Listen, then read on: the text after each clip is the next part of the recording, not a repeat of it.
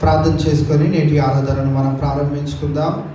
మే నెలలోని చివరి పరిశుద్ధ దినంలోనికి దేవుడు మనల్ని అందరినీ సజీరీతుల్లో జ్ఞాపకం చేసుకొని ఆయన మందిరంలోనికి వచ్చి ఆయన నీటి రీతిగా ఆరాధించుకోవడానికి దేవుడు మనకిచ్చిన ఈ తరుణాన్ని బట్టి కృతజ్ఞతాపూర్వకముగా మరి ఈ నెలంతయు దేవుడు మనల్ని కాచి కాపాడి సంరక్షించిన విధానాన్ని బట్టి, మనల్ని పోషించిన విధానాన్ని బట్టి, మన ఉద్యోగాల్లో రాకపోకలందు ప్రతి ఒక్క విషయంలో దేవుడు మనకి సహాయం చేసిన విధానాన్ని బట్టి వచ్చే నెలలో కూడా దేవుని యొక్క మెండైన కృప మనందరికీ తోడుగా ఉండినట్లుగా మనం అందరం ప్రార్థనాపూర్వకంగా నేటి ఆరాధనను మనం ప్రారంభించుకుందాం. అందరం కళ్ళు మూసుకుందాం, తలలు వంచుదాం, ప్రార్థనలో ఏకీభవిద్దాం. మహోన్నతుడా, మహాగణుడా, మమ్మల్ని అతిమికిలిగా ప్రేమించిన మా యేసురాజా, మీ ఘనమైన శ్రేష్టమైన ఉన్నతమైన నామమునకి వందనాలు, స్తోత్రం దేవా. నేటి పరిశుద్ధ దినాన పునరుద్ధానపు ఆదివారాన్ని సముఖంలోనికి మేము అందరం వచ్చేది ప్రభా.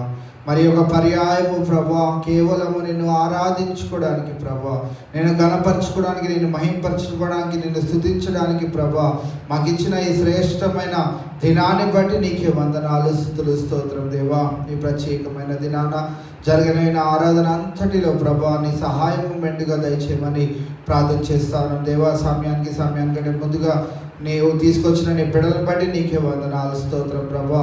వారిని ప్రత్యేక రీతిగా దీవించి ఆశీర్వదించి వారి హృదయవాంఛలన్నింటినీ తీర్చి తృప్తిపరచునైన దేవా, మీకే వందనాలు, స్తోత్రం ప్రభా. ఇంకా నువ్వు మార్గ మధ్యంలో ఉన్న బిడ్డలు కూడా సకాలంలో క్షేమకరంగా నీ మందిరానికి మీరు నడిపించునైనా విధానాన్ని బట్టి కూడా నీకే వందనాలు, స్తుతులు, స్తోత్రం దేవా. ఈ రీతిగా ఈ యొక్క ఆరాధనను మేము ప్రారంభిస్తూ ఉండగా ఆది నుంచి అంతవరకు మీరే అధ్యక్షత వహించి కేవలము మీకు మాత్రమే మహిమ, ఘనత, ప్రభావాలు ఆరోపించుకోమని ఈ ప్రార్థన ప్రభు యేసు నామంలో అడిగి వేడుకుంటున్నాం మా తండ్రి, ఆమేన్. మన మధ్యలో ఉన్న యవన బిడ్డల ముందుకు వచ్చి పాటలు పాడి దేవుని మహింపరచవలసిందిగా కోరుచున్నాం. అనే పాట పాడుకుందాం. స్తుతి కీర్తనీయుడా, ఘనమైన నీ ప్రేమ నా హృదయమీనపై శృతి చేసి పాడనా.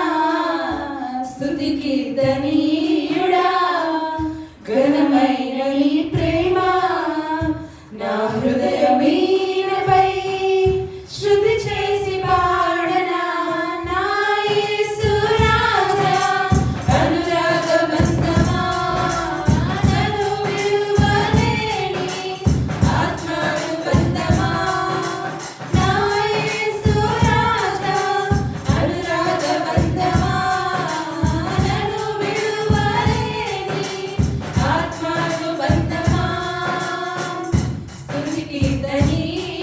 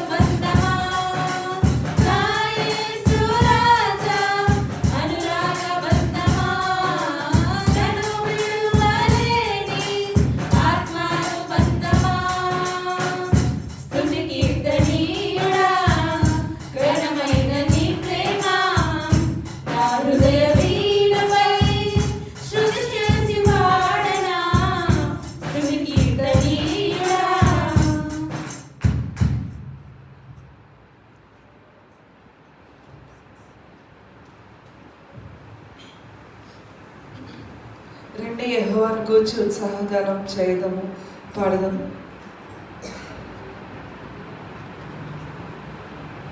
రండి యెహోవాను గూర్చి ఉత్సాహగానము చేయుదము.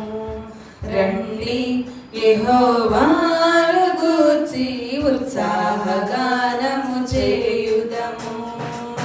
ఆయనే మన పోషకుడు, నమ్మదగిన దేవుడని.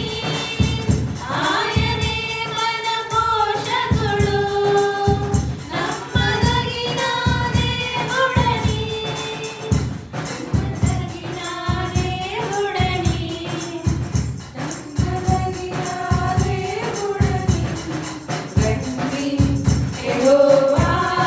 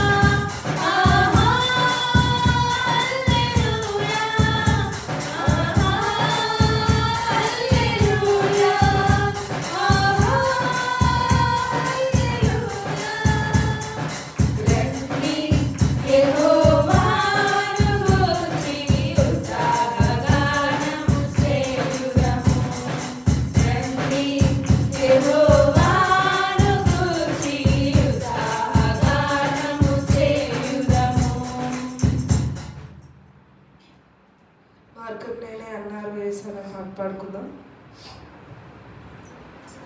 మార్గం నేనే అన్నారు యేసు, సత్యం నేనే అన్నారు యేసు, జీవం నేనే అన్నారు యేసు, నాకై మరణించి లేచాడు.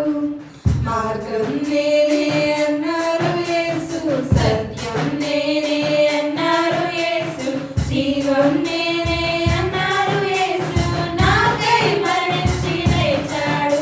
నాలో పాపాన్ని తొలగించి శాపాన్ని విడిపించి జీవం ఇచ్చాడు.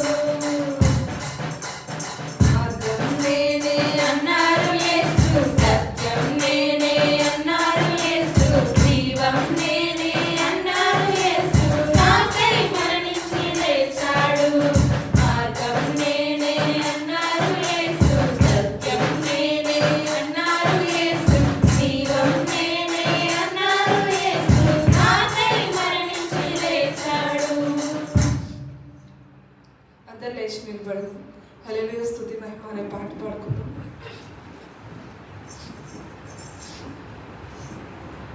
హల్లెలూయా స్తుతి మహిమ ఎల్లప్పుడు దేవునికి ఇచ్చెదము. హల్లెలూయా స్తుతి మహిమ ఎల్లప్పుడు దేవునికి ఇచ్చెదము.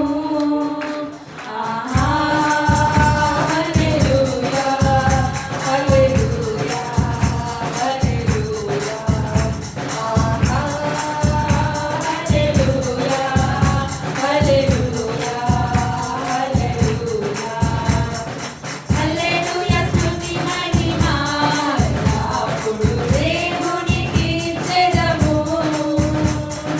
హల్లెలూయా స్తుతి మహిమ ఎల్లప్పుడు దేవునికి ఇచ్చెదము.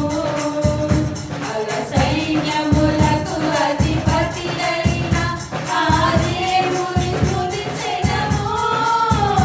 అల సైన్యములకు అధిపతి అయిన ఆ దేవుని స్తుతించెదము. అల సముద్రములను దాటించిన ఆ యెహోవాను స్తుతించెదము. అల సముద్రములను దాటించిన ఆ యెహోవాను స్తుతించెదము. హల్లెలూయా స్తుతి మహిమ ఎల్లప్పుడు దేవునికి ఇచ్చెదము. హల్లెలూయా స్తుతి మహిమ ఎల్లప్పుడు దేవునికి ఇచ్చెదము. ఆకాశము నుండి మానను పంపిన దేవుని స్తుతించెదము. ఆకాశము నుండి మానను పంపిన దేవుని స్తుతించెదము. కొండ నుండి మధుర జలములు పంపిన యెహోవాను స్తుతించెదము. కొండ నుండి మధుర జలములు పంపిన యెహోవాను స్తుతించెదము. హల్లెలూయా స్తుతి మహిమ ఎల్లప్పుడు దేవునికి ఇచ్చెదము. హల్లెలూయా స్తుతి మహిమ ఎల్లప్పుడు దేవునికి ఇచ్చెదము. ఆహా హల్లెలూయా హల్లెలూయా హల్లెలూయా ఆహా హల్లెలూయా హల్లెలూయా హల్లెలూయా హల్లెలూయా స్తుతి మహిమ ఎల్లప్పుడు దేవునికి ఇచ్చెదము. హల్లెలూయా స్తుతి మహిమ ఎల్లప్పుడు దేవునికి ఇచ్చెదము.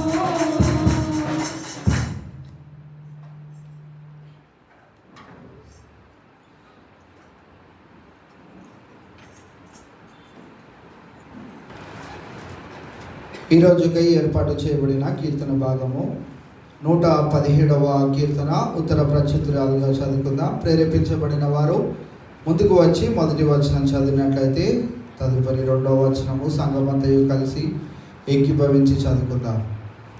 117వ కీర్తన. యెహోవా కృప మన ఎడల హెచ్చుగానున్నది, ఆయన విశ్వాస్యత నిరంతరము నిలుచును. కాబట్టి సమస్త అన్యజనులారా యెహోవాను స్తుతించుడి, సర్వజనులారా ఆయనను కొనియాడుడి. యెహోవాను స్తుతించుడి. దేవుడి పరిశుద్ధ వాక్యం దీవించి ఆశీర్వదించును. ఆమేన్.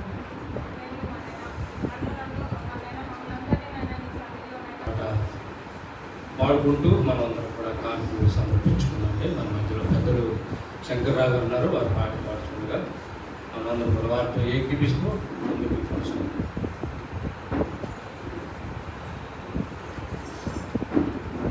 నా యేసయ్యా ఎన్ని యుగాలకైనా ఆరాధ్య దైవము నీవేనని గళమెత్తి నే చాటెదా నజరేయుడా నా యేసయ్యా ఎన్ని యుగాలకైనా ఆరాధ్య దైవము నీవేనని లేవనెత్తి నీ కీర్తినే చాటెదా. నజరేయుడా నా యేసయ్యా, ఆకాశ గగనాలను నీ వేళ్లతో కొలచితివి. ఆకాశ గగనాలను నీ వేళ్లతో కొలచితివి. శూన్యమున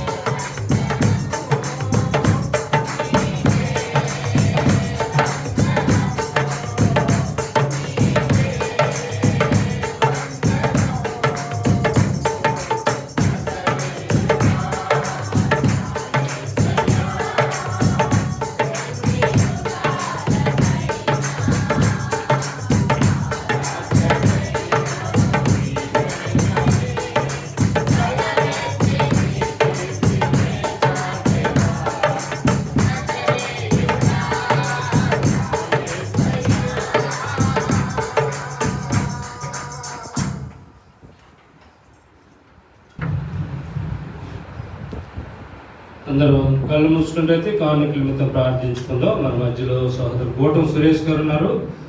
వారు వచ్చి కానుకల నిమిత్తం ప్రార్థించవలసిందిగా మనం చేస్తున్నాం.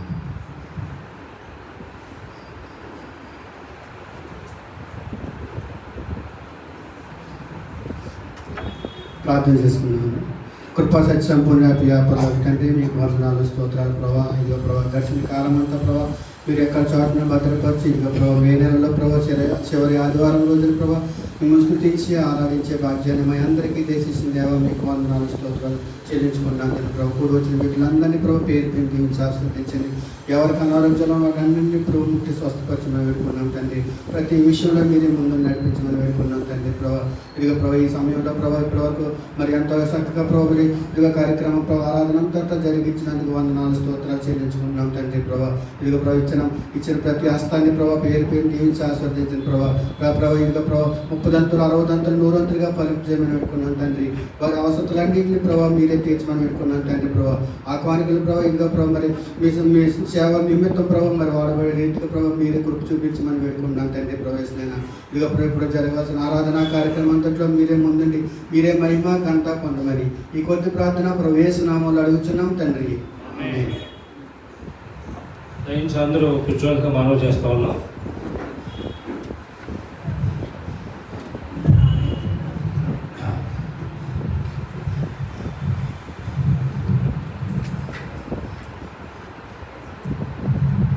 ఇప్పుడు వారపు ప్రకటనలు గమనిద్దామండి. మరి పాస్టర్ గారు ప్రకటన చదివింపిస్తారు, అందరూ కూడా శ్రద్ధగా వినాలని మనవి.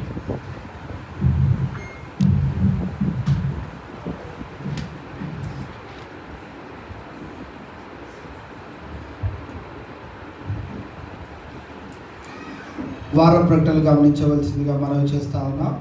ప్రతి బుధవారము ఉదయం 11 గంటల నుంచి 12 గంటల వరకు అనారోగ్యంతో ఉన్న వారి కొరకే ప్రత్యేకమైన ప్రార్థనలు సంఘంలో జరుగుతూ ఉన్నాయి. కావున మీకు కానీ మీ కుటుంబంలో ఎవరికైనా అనారోగ్య పరిస్థితి ఉన్నట్లయితే తెలియజేయవలసిందిగా మనవి చేస్తూ ఉన్నాం. అలాగే ప్రతి శుక్రవారము ఉదయం 11 గంటల నుంచి మధ్యాహ్నం 1 గంట వరకు స్త్రీల కూడిక జరుగుతుంది. స్త్రీలైనటువంటి వారు ఆ కూడికకి రావాల్సిందిగా మనవి చేస్తూ ఉన్నాం. వచ్చే శనివారము నెలలోని మొట్టమొదటి శనివారం కావున చైన్ ప్రేయర్ ఉంటుంది. ఉదయము 6 గంటలు, శనివారం ఉదయం 6 గంటల నుంచి ఆదివారం ఉదయము 6 గంటల వరకు 24 గంటలు ఈ ప్రార్థన జరుగుతుంది కనుక గమనించవలసిందిగా మనవి చేస్తూ ఉన్నాం. వచ్చే ఆదివారము నెలలోని మొట్టమొదటి ఆదివారం కావున బల్ల ఆరాధన కూడా ఉంటుంది.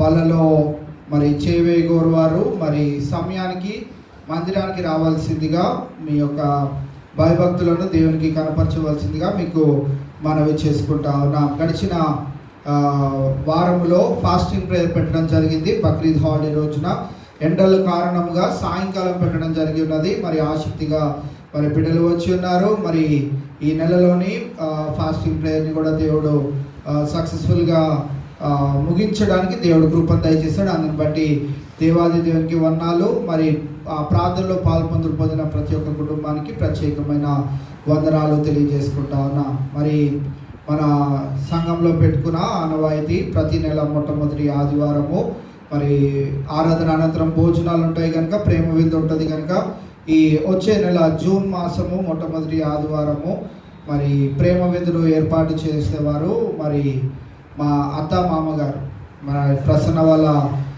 తల్లిదండ్రులు. మరి మా అత్తగారు ప్రేమ్ కుమారి గారి గురించి వారు అనారోగ్య పరిస్థితిలో ఉన్నప్పుడు మరి వారు సర్జరీకి వెళ్తున్నారని చెప్పినప్పుడు మరి సంఘం అంతయు ప్రార్థన చేసి ఉన్నారు. మరి వారు కృతజ్ఞతగా మరి వారి ప్రేమ విందును ఏర్పాటు చేస్తూ ఉన్నారు కనుక మీరందరూ గమనించుకొని మరి వచ్చే ఆదివారము మరి ప్రేమ విందులో పొందవలసిందిగా మీకు మనవి చేస్తూ ఉన్నాం. వారి కుటుంబం గురించి ఇంకా నువ్వు ప్రార్థన చేయవలసిందిగా మిమ్మల్ని కోరుకుంటా ఉన్నా.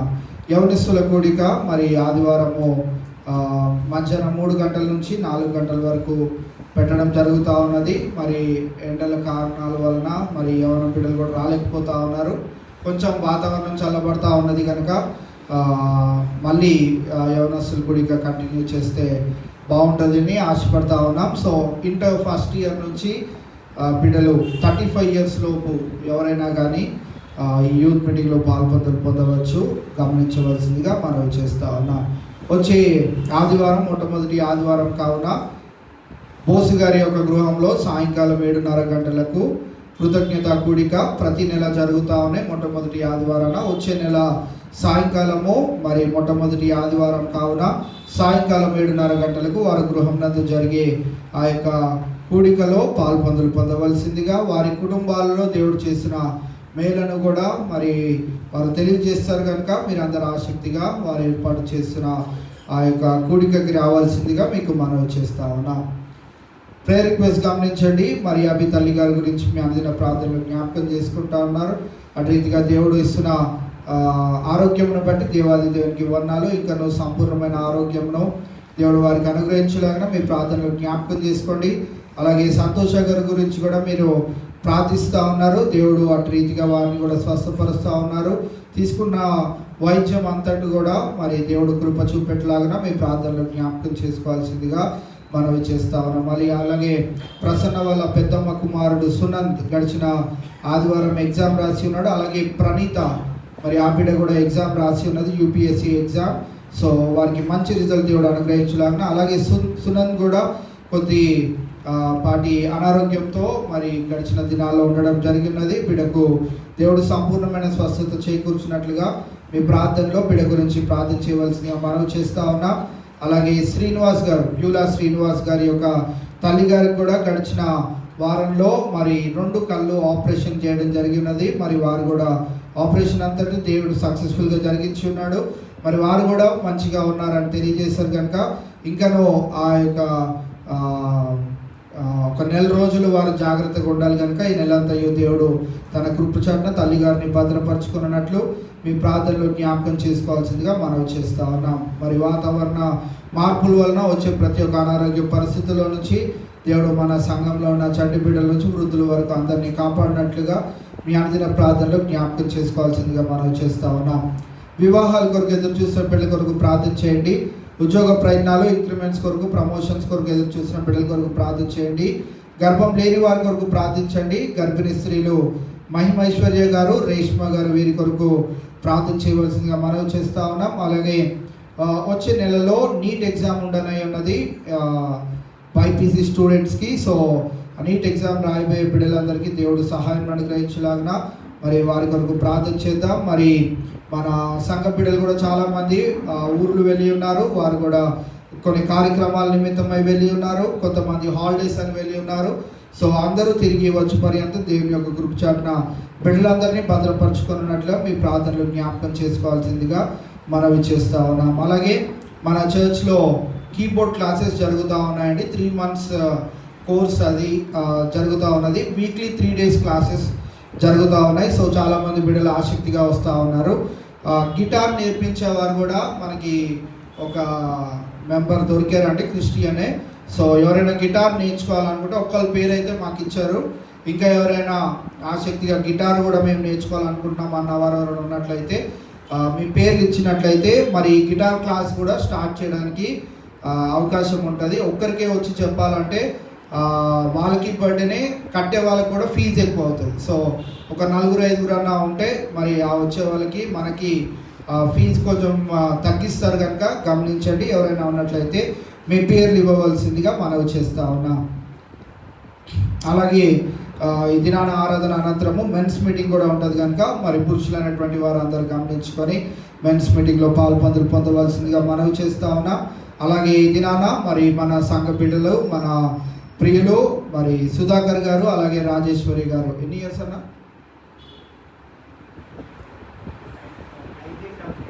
19 కంప్లీట్ 19 సంవత్సరాలు వారి వివాహ వార్షికోత్సవాన్ని వారు ముగించుకొని 20వ సంవత్సరంలోనికి అడుగు పెట్టడానికి దేవుడు కృపను అనుగ్రహించాడు. అందుని బట్టి దేవాది దేవునికి వందనాలు తెలియజేసుకుంటూ ఇక ముందుకు వారి యొక్క కుటుంబము ఈ రీతిగా ఆత్మీయతలో అలాగే సంఘ పరిచర్యలో విరివిగా వాడబడినట్లుగా దేవుని యొక్క కృప అలాగే దేవుని యొక్క దీవెన ఆశీర్వాదాలు ఈ కుటుంబం పైన నిండారులుగా ఉండినట్లు మరి మీ ప్రార్థనలో కూడా సుధాకర్ గారి గురించి అలాగే రాజేశ్వరి గారి గురించి మీరు జ్ఞాపకం చేసుకోవాల్సిందిగా మనం చేస్తూ ఉన్నాం. అలాగే కుటుంబానికి 100 రూపాయలు చెప్పిన మెంబర్షిప్ని కూడా బోస్ గారికి మీరు అందచేయవలసిందిగా మీకు మనవి చేస్తూ ఉన్నాం. ఇంకేమైనా ప్రార్థన అంశాలు ఉన్నట్లయితే తెలియజేస్తే వాటి కొరకు కూడా ప్రార్థన చేయడం జరుగుతుంది. Thank you. ప్రకటనలు మీరు అందరూ గమనించారు, విన్నారు.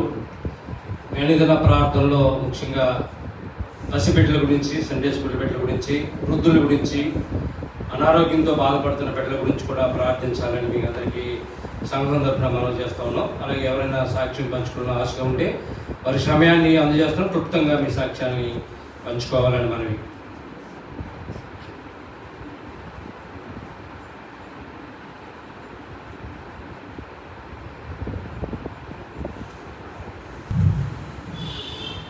ప్రైజ్ లార్డ్ అండి మీ అందరికీ. మరి నా సాక్ష్యం ఏంటంటే మీటింగ్స్ అయిన తర్వాత మరి ఊరు వెళ్ళడం జరిగింది.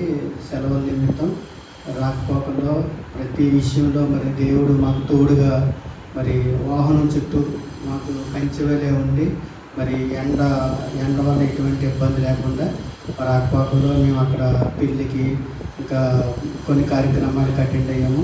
మరి మా కుటుంబం చుట్టూ మరి దేవుడు కాపుదలు వేసేసినందుకు మరి దేవుడికి స్తోత్రాలు చెల్లించుకుంటున్నాము. అలాగే మా అమ్మగారు కూడా మరి మీకు తెలుసు, ఆవిడ ఇప్పుడు 3 years కంప్లీట్ అయిపోయి 4th year వచ్చింది. ఆవిడ అలాగే మంచం మీదే ఉండి చాలా బాధ అనుభవిస్తుంది అనమాట. ఆ బాధ అయితే చూడలేకపోతున్నాను అనమాట. మొన్న అయితే చూసినప్పుడైతే నాకు అనిపించింది, ఎందుకు ఇంత పెద్ద శిక్ష దేవుడు ఇచ్చాడు అని ఒక బాధాకరమైన ఆలోచన వచ్చింది. చాలా బాధపడుతుంది మంచం మీద. మా అక్క చాలా శ్రమపడి మరి అక్కడ సేవ చేస్తుంది. మరి దేవుని చిత్తం ఏమైంది మరి తెలియదు. మీరందరూ మా అమ్మగారి గురించి ప్రార్థించండి. మరి ప్రయాణం అంతట్లో మరి దేవుడు తోడుగా ఉన్నాడు. అలాగే మరి కొత్త సంవత్సరం అంటే ఈ ఎడ్యుకేషన్ న్యూ ఇయర్ కూడా స్టార్ట్ అవుతుంది. పిల్లల చదువుల్లో కూడా మరి సుశాంత్ విషయంలో, సంజన విషయంలో ఈ సంవత్సరం 26, 27 ఈ ఎడ్యుకేషన్ అంతట్లో మరి వారికి మంచి తెలివి ఉండాలని, ఆరోగ్యాలు ఉండాలని, మరి ఎల్లప్పుడూ మరి మా కుటుంబం దేవుళ్ళు ఇంకా బలపడి మరి దేవునికి ఇంకా దగ్గరగా జీవించాలని మరి మీ అనుదిన ప్రార్థనలో మరి మీరు జ్ఞాపకం చేసుకోమని, మరి ముఖ్యంగా మా అమ్మగారి గురించి కూడా ప్రార్థించమని మిమ్మల్ని వేడుకుంటూ ఈ కొద్ది సాక్ష్యాన్ని ముగిస్తున్నాను.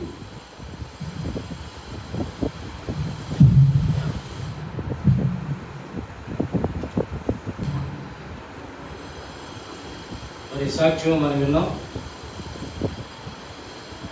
చెప్తా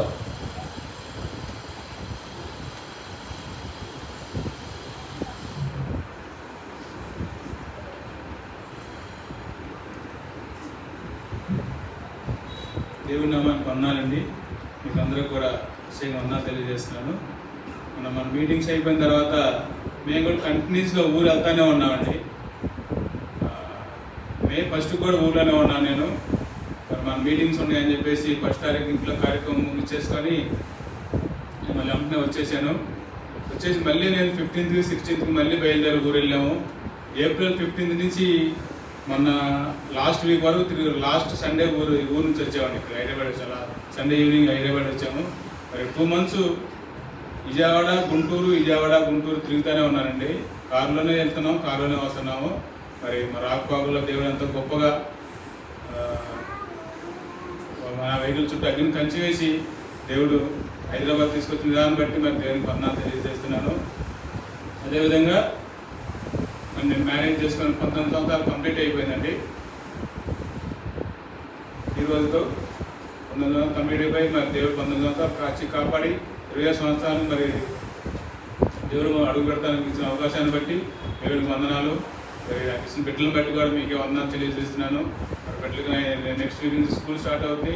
బిడ్డల చదువుల్లో కూడా మరి ఇంకా బిడ్డలు మంచిగా చదువుకునేలాగా, ఇంకా మా కుటుంబం ఇంకా సన్నిధిలో బాగా బలపడేలాగా, సంఘ కార్యక్రమాల్లో బలపడేలాగా మా కుటుంబం గురించి ప్రార్థన చేయండి. నాకు ఇచ్చిన అవకాశాన్ని బట్టి దేవుడికి వందనాలు తెలియజేస్తాను. కొద్ది సాక్ష్యాన్ని దేవుడు దీవించిన.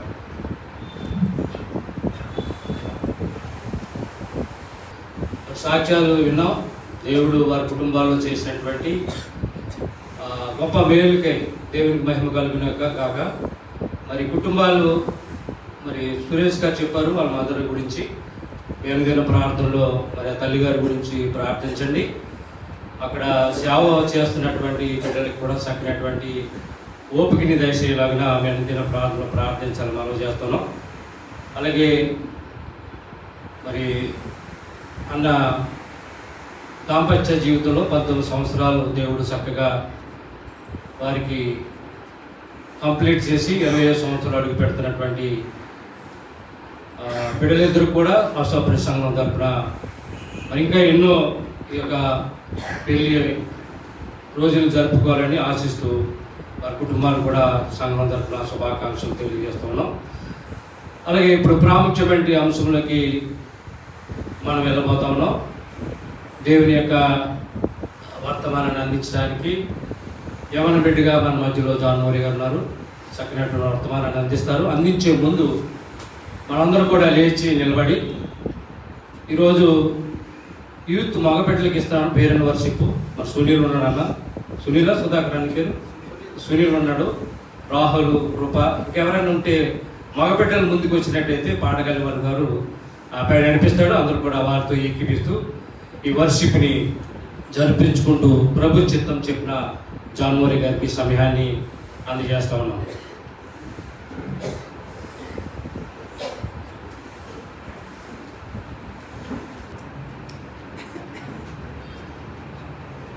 ఏ రీతి స్తుతింతును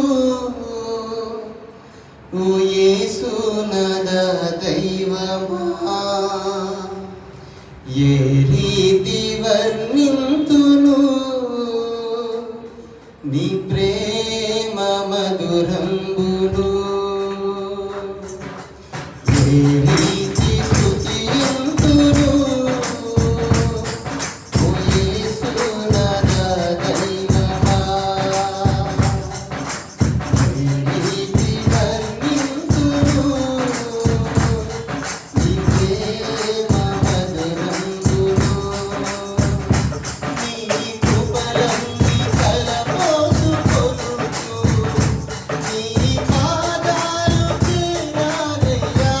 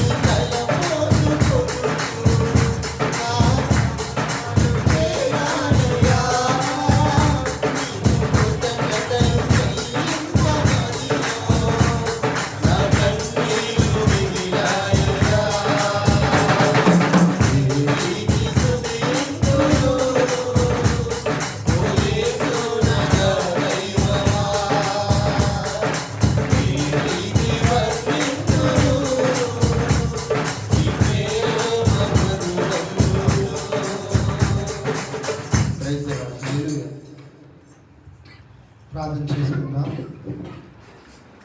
ఆరాధనకు యోగ్యుడు అయిన మా దేవ, ఆరాధనకు వినగలిగిన చెవులను, గ్రహించగలిగే హృదయాన్ని, నీకు లోబడే జీవితాన్ని, నీకు మాదిరికరమైనటువంటి జీవితాన్ని మేమందరము జీవించినట్లు నీ మెల్లనైన స్వరముతో నీవు మాతో మాట్లాడినై ఉంటుండగా మేమందరము గ్రహించుకునే ఆ యొక్క మనసును మాకు అందరికీ దయచేయమని ఈ కొద్ది స్తుతి ఆరాధన మీకే సమర్పించుకుంటున్నాం మా తండ్రి. ఆమేన్. దయచేసి అందరం కూర్చుందామండి.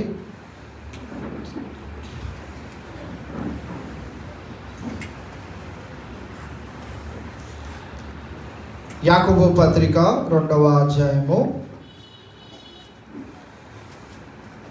5వ వచనం నుండి 7వ వచనం వరకు చదువుకొని ధ్యానించుకుందాం. నా ప్రియ సహోదరులారా ఆలకించుడి.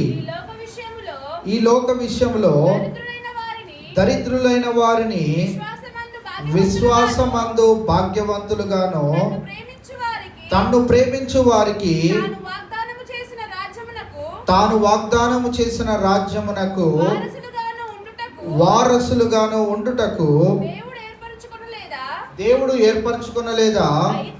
అయితే మీరు దరిద్రులను అవమానపరచుదురు, ధనవంతులు మీ మీద కఠినముగా అధికారము చూపుదురు. మిమ్మును న్యాయ సభలకు ఈడ్చుచున్నవారు వీరే కదా. మీకు పెట్టబడిన శ్రేష్టమైన నామమును దూషించువారు వీరే కదా. ఇవాళ ఈ యొక్క 5, 6, 7 వచనాలలో 3 ప్రాముఖ్యమైన ప్రశ్నలను మనం చూస్తా ఉన్నాం. ప్రతి ఒక్క వచనము దేంతో ముగించబడుతుందో ఒకసారి చూడండి.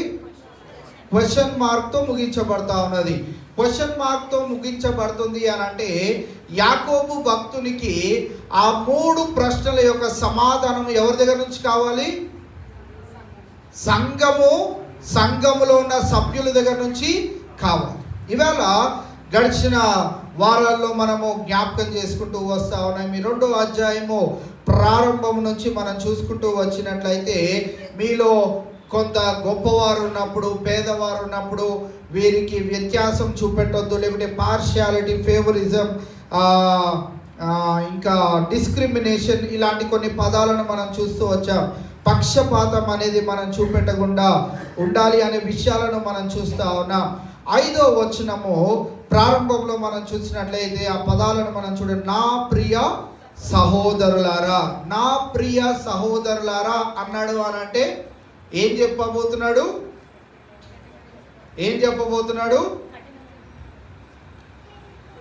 మీరు ఎవరైనా ఇంటికి వెళ్ళినప్పుడు వాళ్ళు మిమ్మల్ని అంత బాగా చూడొద్దు అనుకున్నారు అనుకోండి, ముందు స్వీట్ పెట్టిన తర్వాత వీళ్ళు అనవసరంగా మన ఇంటికి వచ్చారు అని తర్వాత టీలో షుగర్కి బదులు కారం పోసి ఇచ్చారనుకోండి, ఎలా ఉంటుంది? ముందు తీపి పెట్టాడు కానీ వాళ్ళ కోపం మాత్రం మా మీద తగ్గలేదు అని మనకి ఎప్పుడు అర్థమవుతుంది? టీలో ఏం పోసాడు? కారం పోసి ఇచ్చాడు. షుగర్ వేసి ఇవ్వాల్సిన టీని కారం పోసి ఇచ్చాడు కనుక మనకు అర్థమవుతుంది, అరే వాళ్ళకి మన మీద కోపం ఇంకా చల్లారలేదు. యాకోబు భక్తుడు కూడా ముందుగా మృదువుగా కనుక మొదలుపెట్టాడు అని అంటే చాలా కఠినమైన విషయాన్ని సంఘానికి ఆయన తెలియజేస్తున్నాడు. నా ప్రియ సహోదరులారా, చాలా మంచిగా, మరి యాకోబు వైద్యుడు కాదు కానీ మంచిగా సూది పొడవగలుగుతాడు అన్నట్లుగా తన మాట వైఖరిని మనం చూడగలుగుతా ఉన్నాం. నా ప్రియ సహోదరులారా అని అన్నాడు అని అంటే ఒక ఘాటైనటువంటి విషయాన్ని సంఘానికి తెలియజేయాలని ఆశపడుతున్నాడు అనే విషయాన్ని మనం గమనించాలి. నా ప్రియ సహోదరులారా ఆలకించుడి. ఈ లోక విషయంలో దరిద్రులైన వారిని విశ్వాసమునందు భాగ్యవంతులుగాను తన్ను ప్రేమించు వారికి తాను వాగ్దానము చేసిన రాజ్యమునకు వారసులుగాను ఉండుటకు దేవుడు ఏర్పరచుకొనలేదా? మొట్టమొదటిగా ఈ లోకంలో ఉన్న ప్రజలందరినీ ఎవరు ఏర్పాటు చేసుకున్నారు, లేకుంటే ఎవరు ఏర్పరచుకున్నారు అని అంటే దేవాది దేవుడే. గడిచిన ఆదివారం మనం జ్ఞాపకం చేసుకున్నాం. తీర్పు తీర్చుట ఎవరి వంతు? దేవుని వంతు. మన వంతు కానే కాదు. వీడిని గొప్పవాడు, వీడిని కుర్చీ మీద కూర్చోబెట్టండి, వీడి పేదవాడు, వీడిని అక్కడిక్కడో దూరంగా కూర్చోబెట్టండి అనే తీర్పు తీర్చవలసింది సంఘము, సంఘ పెద్దలు, సంఘ నాయకుల యొక్క పని కానే కాదు. తీర్పు తీర్చేది దేవుడే. ఎవరు గొప్పవారు, ఎవరు పేదవారు, ఎవరు ఆయన రాజ్యంలోనికి చేరేవారు అనే ఆ యొక్క విషయాన్ని తెలియజేసేది, లేకుంటే దానికి తీర్పు తీర్చేది దేవుడే గనుక సంఘములో ప్రతి ఒక్క మనిషిని ఒకటే రీతిగా చూడాలి అనే అంశాన్ని ఒక 2వ అధ్యాయం మనకు పదే పదే జ్ఞాపకం చేస్తూ ఉంటుంది. ఇక్కడ 2 పదాలను మనం చూడవచ్చు. ఒకటి ఏంటంటే భాగ్యవంతులు అంటే రిచ్, రెండవది వారసులు అంటే హెయిర్. 2 పదాలను మనం ఇక్కడ చూడగలిగినట్లయితే, మొట్టమొదటిగా ఈ లోక విషయంలో దేవుడు ఏం చేయాలనుకుంటున్నాడంటే దరిద్రులైన వారిని ఏం చేయాలనుకుంటున్నాడంట? ధనవంతులుగా చేయాలనుకోవట్లేదు. ఏం చేయాలనుకుంటున్నాడు? విశ్వాస విషయంలో వారిని ధనవంతులు చేయాలనుకుంటున్నాడు. ఉట్టిగా ధనవంతులు కాదు. దరిద్రులుగా ఉన్నారు, మీరు గుడిసెలో ఉంటా ఉన్నారు, అయ్యో మీరు ఇంత పేద వారిగా ఉంటా ఉన్నారు, అయ్యో మీరు ఇలాంటి పనులు చేసుకుంటా ఉన్నారు, మీకు రోజుకి 200, 300, 100 రూపాయలు వస్తున్నట్టుంది, అయ్యో అయ్యో అయ్యో అని దేవుడు మిమ్మల్ని సడన్గా ఒక బంగ్లాలో పెడతాను అనట్లేదు. దేవుడు అంటున్న విషయం ఏంటిది అంటే, మీరు దరిద్రులుగా ఉన్నారా? బాధపడని అవసరం లేదు. మిమ్మల్ని నేను విశ్వాసమందు భాగ్యవంతులుగా చేస్తాను. విశ్వాసమునందు భాగ్యవంతులుగా అవుతే ఈ లోకములో మనం గుడిసెలో ఉన్నా, పేదవారిగా ఉన్నా, నిస్సహాయ స్థితిలో ఉన్నా, మన కోసము దేవుడు తన రాజ్యంలో ఒక భవనాన్ని నిర్మిస్తా ఉన్నాడు. ఆ భవనములో నీవు ఎంతో నిశ్చయతగా, ఎంతో ఆనందముగా, ఎంతో సంతోషముగా జీవించవచ్చును. యాకోబు పత్రికను మనం ధ్యానిస్తూ వస్తున్న వేళ 1వ అధ్యాయంలో కొన్ని అంశాలను మనం జ్ఞాపకం చేసుకొని ఉన్నాం. ఆ అంశాలలోనికి కనుక మనం వెళ్ళినట్లయితే, ఈ లోకములో మనము దేవునికి కొంత ధనాన్ని సంపాదిస్తే ఆయన పరలోక రాజ్యంలో మనకి భవనాన్ని నిర్మిస్తాడనే మాటను చెప్పాను. ఎంతవరకు గుర్తుంది? ఎంతమంది గుర్తుంది? ఈ లోకములో మనం ధనాన్ని సంపాదించాలి. ఏం ధనం సంపాదించాలి? ఆత్మలు సంపాదన అనే ధనాన్ని మనం ఇక్కడ సంపాదిస్తే, దానికి ఒక ఉదాహరణ కూడా చెప్పాను. మీరు ఎవరైనా మేస్త్రి దగ్గరికి వెళ్ళి, అయ్యా నాకు ఖాళీ స్థలం ఉంది, నీవు నాకు ఇల్లు కట్టించేయి అని అంటే, అవునా సార్ మీ ఖాళీ స్థలం ఉందా, నేను ఇల్లు కట్టించేస్తాను సార్ అని కట్టేస్తాడా? ఏమి ఇవ్వమంటాడు మనల్ని? ఏమి ఇవ్వమంటాడు? సిమెంట్ ఇవ్వాలి, మట్టి ఇవ్వాలి, కంకర ఇవ్వాలి, పనివారికి జీతం ఇవ్వాలి, ఇవన్నీ ఇస్తానంటే నేను మీకు మంచి ఇల్లును కట్టిస్తాను. దేవుడు కూడా నీకు తన రాజ్యములో ఒక నూతనమైన భవనాన్ని కట్టాలి అని అంటే, నీవు ఆయన కొరకు ఏం చేయాలి అని అంటే ధనాన్ని సమకూర్చాలి. దేవుడు కోరుకుంటున్న ధనం ఏంటిది అని అంటే, మనం రోజువారుగా ఖర్చు పెట్టే 100, 150, 100, 200 ఈ నోట్లు కాదు, కానీ దేవుడు కోరే ధనం ఏంటిది అని అంటే ఆత్మల సంపాదన. నువ్వు ఎంతమందికి నీ యొక్క సాక్ష్యాన్ని తెలియజేశావు? నువ్వు ఎంతమందికి నీ యొక్క రక్షణ సువార్తను తెలియజేశావు? దేవుని గురించి తెలియజేశావు, ఆయన రాజ్యం గురించి తెలియజేశావు, ఆయన యొక్క కఠినమైన తీర్పుల గురించి తెలియజేశావని దేవుడు నిన్ను నన్ను అడుగుతాడు, లెక్క అడుగుతాడు. కనుక నీవు ఎంత సంపాదించగలిగితే నీకు అంత గొప్ప భవనము నిర్మించబడుతుంది. ఈ ఉదాహరణ చెప్తూ ఇంకొక ప్రశ్న కూడా వేశాను. మీరు అసలు పునాదన్న వేయించగలిగారా దేవునితో అని మొదలు పెట్టాను. పునాదన్న వేయించడం అంటే ఒక్క ఆత్మనన్న రక్షిస్తేనే కదా పునాది వేసేది. ఒక కాంట్రాక్టర్ కూడా నీకు ఖాళీ స్థలం ఉన్నది కట్టేయమంటే నువ్వు ఒక 10 లక్షలన్నా ఇస్తేనే కదా ఆయన పునాది వేసి ప్రారంభించేది.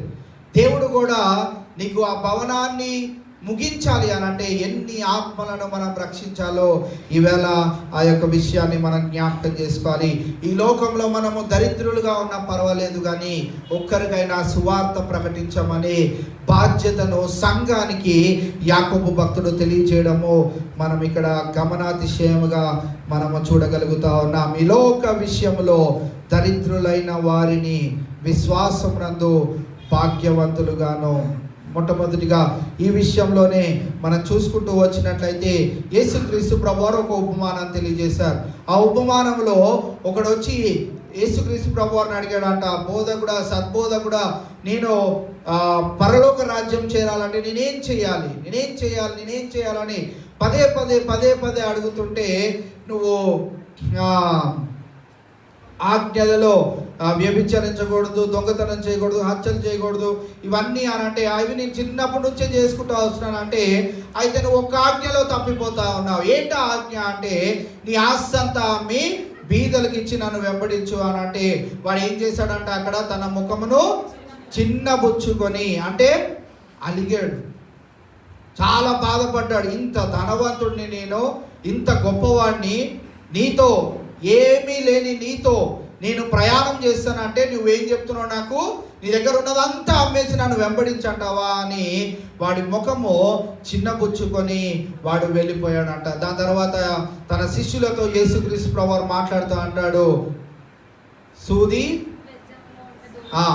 సూది బెజ్జములో ఒంటె దూరుట అయినా సాధ్యం అవుతుందేమో కానీ ధనవంతుడు పరలోక రాజ్యములో చేరుట అసాధ్యము. ఇవాళ చాలా మంది దైవజనులు మీరు ఆదివారం మీ ఉద్యోగాలు మానుకొని, మీ వ్యాపారాలు మానుకొని, మీ పనులన్నీ మానుకొని దేవుని మందిరానికి మీరు రావాలి అని పదే ప్రకటించడానికి గల కారణం ఏంటిదంటే, మీరు వచ్చి ఇచ్చే కానుకల గురించి అలాంటి సేవకులు ఆ మాట చెప్పరు, కానీ వారి యొక్క హృదయ అంతరంగంలో నుంచి వచ్చే మాట ఏంటిది అని అంటే, మీరు దేవునికి గనక సమయం ఇవ్వలేకపోయినట్లయితే మీరు ఏమి కోల్పోతున్నారో వారికి తెలుసు గనక ఆ బాధలో నుంచి వచ్చే మాటనే అది. వారు ఏదో ఆశించి వారు ఏదో ఉద్దేశించి మిమ్మల్ని సంఘానికి రమ్మని చెప్పరు, కానీ మీరు సంఘానికి రాకపోవడం వలన మీరు దేవుని దగ్గర నుంచి మీరు ఏం కోల్పోతున్నారో అది వారికి తెలుసు కనుక అది మీరు కోల్పోకుండా ఉండాలి అని దేవుడు మరి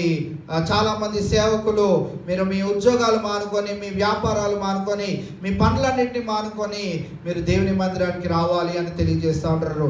చాలా దుఃఖకరమైన విషయం ఏంటిది అని అంటే, చాలామందికి నెలలో 5 వారాలు ఉన్నాయి అని అంటే 4 వారాలు వెళ్ళాం కదా, 1 వారం ఆగితే మళ్ళీ ఫ్రెష్ స్టార్ట్గా చేయొచ్చు, పళ్ళ తీసేసుకోవచ్చు, అక్కడ నుంచి మళ్ళీ ప్రారంభించవచ్చు అని ఉంటుంది. కొంతమందికి ఎలా ఉంటుంది అని అంటే, ఈరోజు మా బంధువులు వస్తూ ఉన్నారు, బంధువులు వచ్చారు కనుక మేము రాలేమంటారు. ఇంకా కొంతమంది ఎలాంటి సాకులు చెప్తూ వస్తూ ఉంటామనంటే, ఇవన్నీ కొంతమంది సేవకుడికి కూడా చెప్తూ ఉంటారు, కొంతమంది ఎవరికి చెప్పకుండా అలా మానేసి కూర్చుంటూ ఉంటారు, వచ్చే ఆదివారం యథావిధిగా వచ్చేస్తూ ఉంటారు.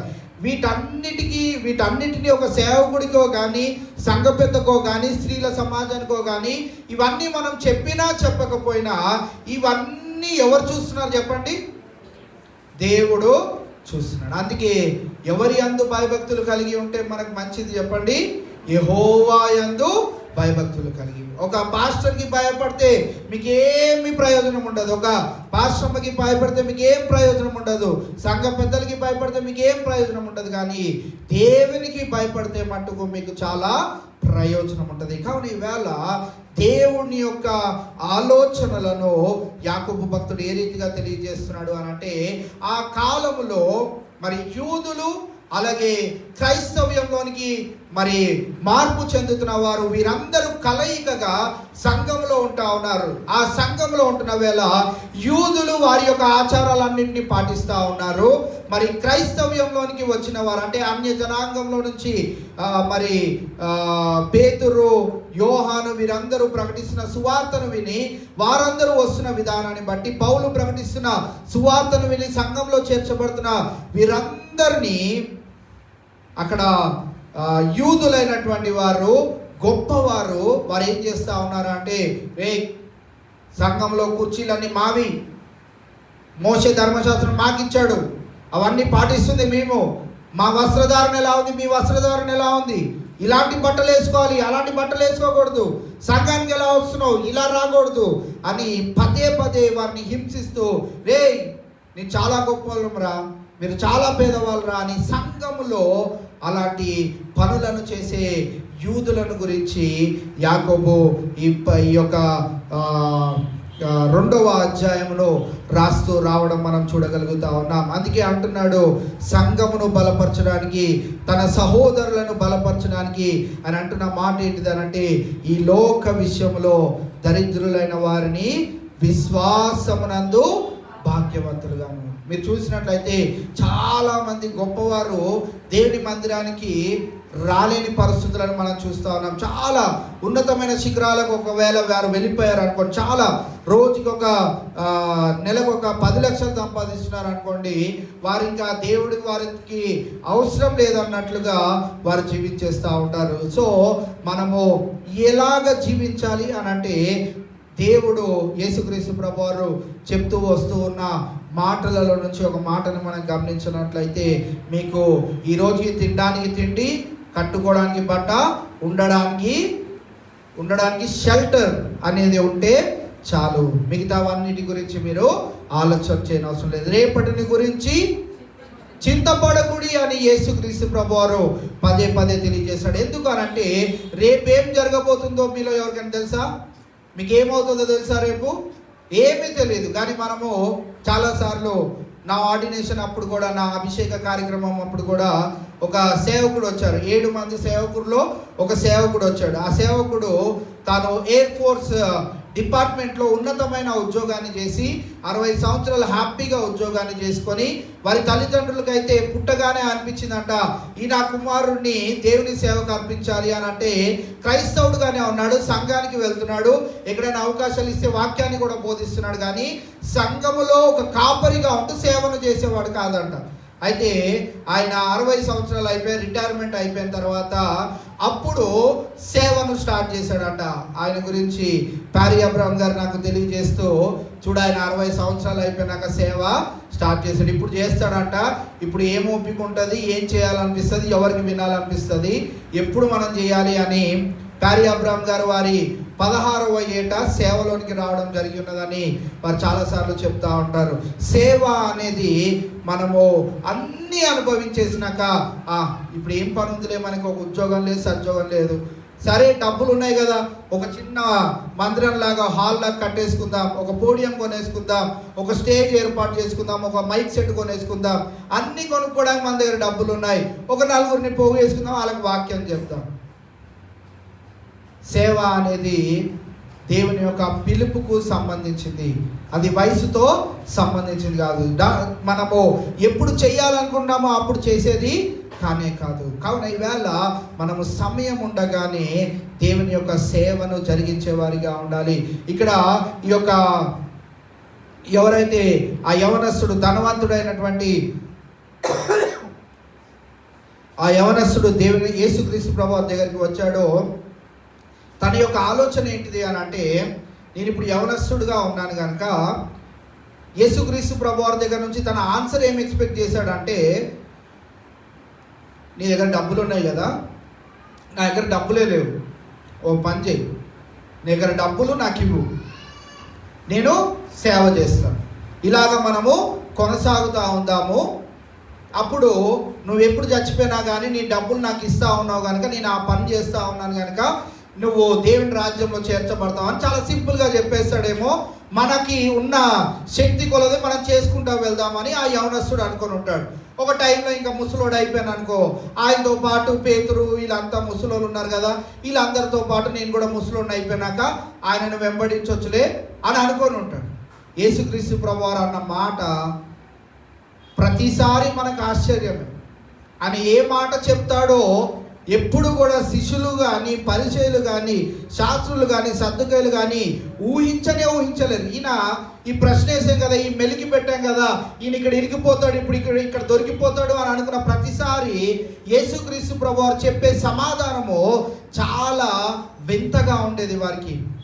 ఈ యవనస్తుడికి కూడా అలానే అనిపించింది. అదేంటి, నా ఆస్తంతా అమ్మేసి బీదలకు ఇచ్చి నువ్వు వచ్చి ఇప్పుడు ఖాళీ చేతులతో నన్ను వెంబడించి అంటున్నాడు ఏంటి? నా దగ్గర ఉన్న ధనమంతా ఈయనకి ఉపయోగించి, ఈయనకి ఏదైనా ఉపయోగకరముగా ఒక గుర్రాన్నో ఏదన్నా పెట్టి ఈయనకి సేవ చేయడానికి సహాయం చేద్దాం అనుకుంటే, చాలాసార్లు చాలామంది అనుకుంటూ ఉంటారు సేవలో కూడా, నేను నా డబ్బులు ఇచ్చేసి ఊరుకుందాము, ఆదివారం మందిరానికి రారు, ఏ పనిలో పొందరు, కానీ సైడ్గా డబ్బులు ఇస్తూ ఉంటారు సేవకుడికి. వాళ్ళ ఇంటికి పిలుచుకొని ప్రార్థన చేయించుకొని డబ్బులు ఇస్తూ ఉంటారు.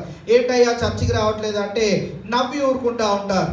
అలాంటి సేవ దేవుడు కోరుకోవట్లేదు. దేవుని మందిరానికి మనం ఖచ్చితంగా రావాలి. అక్కడ ఆ యవనస్తుడితో చెప్పిన మాట ఏంటిది అని అంటే, అక్కడ రాయబడి లేదు కానీ చెప్పిన మాట ఏంటిది అని అంటే, నీ ధనముతో నాకేమీయో సంబంధం లేదు. ఎందుకనంటే ఆయన 5 రొట్టెలు 2 చిన్న చేపలను ఆయనకి ఇస్తే ఎంతమందికి పెట్టగలుగుతాడు? 5,000 మందికి పెట్టిన తర్వాత ఇంకా మిగల్చగలిగే సమర్థుడైనటువంటి యేసుక్రీస్తు ప్రభువారు ఎంత పెద్ద ప్రార్థన చేస్తే ఆ కార్యం జరిగింది.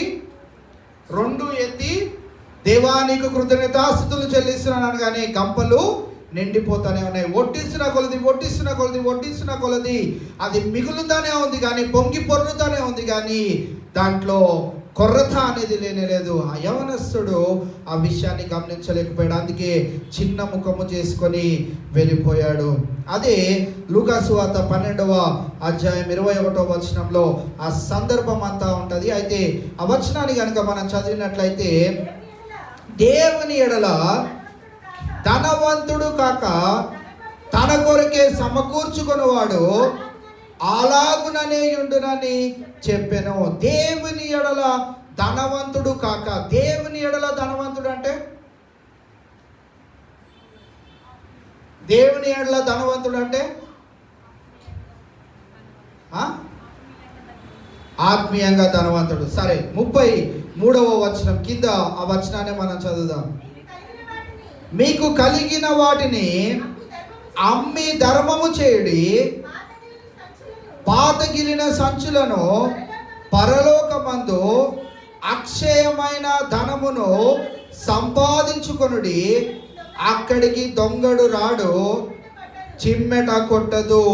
దేవుని ఎడల ధనవంతులు అని అంటే ఇక్కడ 33వ వచనంలో మనకు తెలియజేయబడతా ఉన్నది. అదేంటిది అని అంటే, పరలోకమందు అక్షయమైన ధనము సంపాదించుకొనుడి. దేవుని ఎడల ధనవంతులు అని అంటే, దేవుని ఎడల దేవుని దృష్టిలో ఎవరు ధనవంతులు అని అంటే, ఎవరైతే వారి యొక్క సాక్ష్యమును ఇతరులకు తెలియజేస్తూ వారిని రక్షణలోనికి నడిపించగలుగుతారో వారే దేవుని దృష్టిలో ధనవంతులు అంటే దానికి అర్థము 33వ వచనంలో మనం చూస్తా ఉన్నాం. పరలోకమందు అక్షయమైన ధనమును సంపాదించుకొనుడి. అక్కడ ఏముండదంట?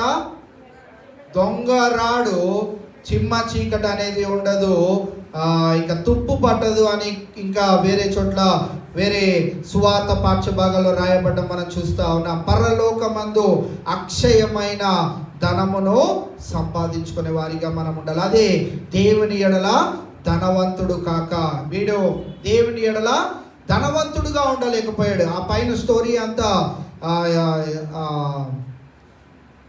రిచ్ ఫూల్ అంటారు, వెర్రివాడైనటువంటి ఒక ధనవంతుడి గురించి రాయబడ్డది. ఆ మాటలన్నింటినీ చెప్తూ వాడు ఏం చేయలేకపోయాడంటే దేవుని ఎడల ధనవంతుడు కాలేకపోయాడు. ఈ లోకంలో ధనవంతుడే కానీ దేవుని ఎడల వాడు వెర్రివాడుగా ఉన్నాడు, దరిద్రునిగా ఉన్నాడు. ఈవేళ మనము దేవుని ఎడల ధనవంతులు అవ్వాలి అని దేవుడు మన నుండి ఆశపడతా ఉన్నాడు. అందుకే ఇక్కడ రాయబడుతున్న మాట ఏంటిదనంటే, యాకోబు భక్తుడు ఈ లోక విషయములో దరిద్రులైన వారిని విశ్వాసమునందు భాగ్యవంతులుగాను. లాజరు కూడా రోజు రొట్టె ముక్కలు తింటూ ముమ్మార్లు ప్రార్థన చేస్తూ ఉన్నాడు కనుకనే ఆయన ఈ లోకంలో దరిద్రునిగా ఉన్నాడేమో కానీ విశ్వాసమునందు బలవంతుడిగా, లేకుంటే విశ్వాసమునందు భాగ్యవంతునిగా చేయబడి అబ్రహాము రొమ్మును అనుకొని ధన్యతను పొందుకోగలిగి ఉన్నాడు. ఈవేళ నేను చెప్పే ఈ యొక్క వాక్యం అంతట్లో మీరందరూ కూడా ఇప్పుడు మీరు వెళ్ళి మీ ఆస్తులన్నింటినీ అమ్ముకొని అని ఈ విషయాన్ని కాదు నేను చెప్తా ఉన్నది. నేను చెప్పే విషయం ఏంటిది అనంటే, మనకి ఇవ్వబడిన సత్య సువార్తను, మనకి ఇవ్వబడిన ఈ రక్షణ సువార్తను ఇతరులకు మనము పంచిపెట్టేవారిగా, దేవుని ఎడల ధనవంతులుగా మనం ఉండే ధన్యతను పొందుకోవాలనే విషయాన్ని మీకు జ్ఞాపకం చేస్తా ఉన్నాను. రెండవది మనం చూసినట్లయితే, తన్ను ప్రేమించు వారికి తాను వాగ్దానం చేసిన రాజ్యమునకు వారసులుగా ఉండుటకు దేవుడు ఏర్పరచుకొనలేదా? మొట్టమొదటిది ఏంటి అనంటే విశ్వాసమునందు భాగ్యవంతులు, రెండవది దేవుని రాజ్యమునకు వారసులు. ఇది ఎవరు చేయాలనుకుంటున్నారు అనంటే దేవుడే ఏర్పాటు చేసుకుంటా ఉన్నాడు. కావున ఈవేళ మరి అటువంటి స్థితిలో అందరూ ఉన్నారా లేదా అనే విషయాన్ని మనము జ్ఞాపకం చేసుకోవాలి.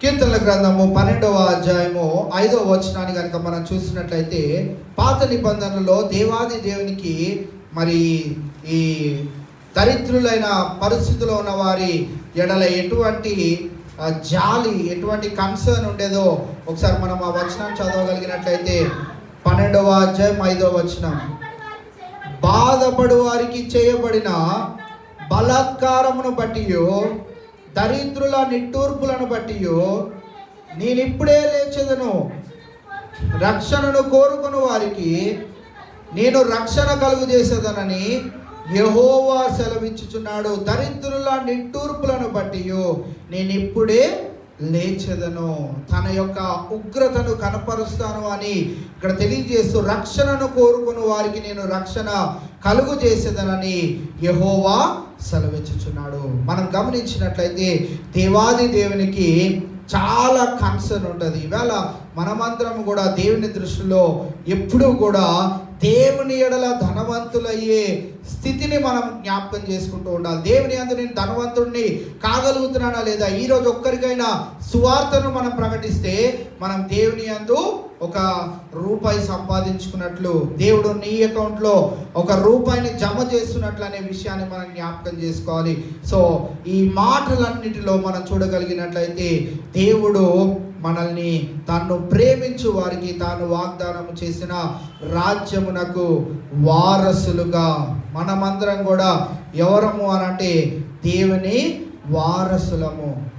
యేసుక్రీస్తు ప్రభువారు అంతటికీ ఆయన వారసుడు. హెబ్రీయులకు రాసిన పత్రిక 1వ అధ్యాయం 2వ వచనాన్ని కనుక మనం చూడగలిగినట్లయితే, ఈ దినముల అంతమందు కుమారుని ద్వారా మనతో మాట్లాడెను, ఆయన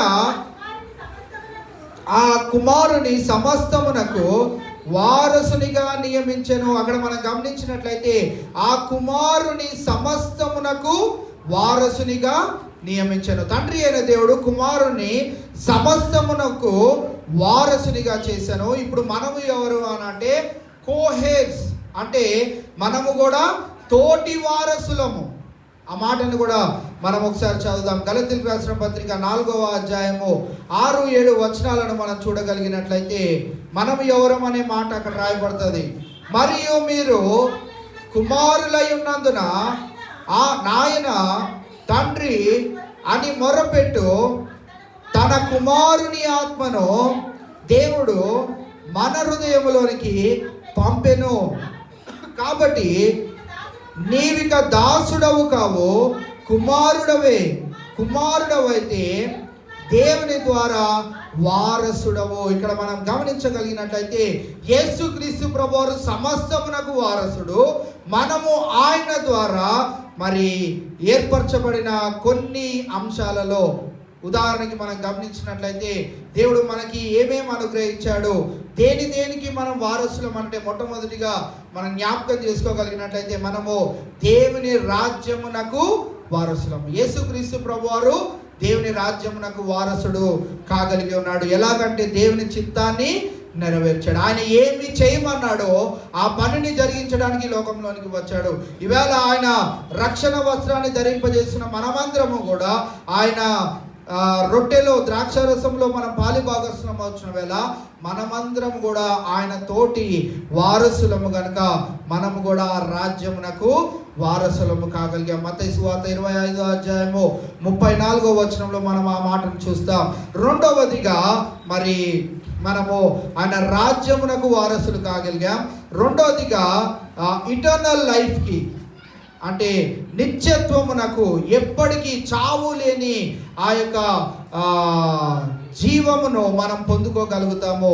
మత్తయి సువార్త 19వ అధ్యాయం 29వ వచనంలో ఆ మాటను మనం చూస్తాం.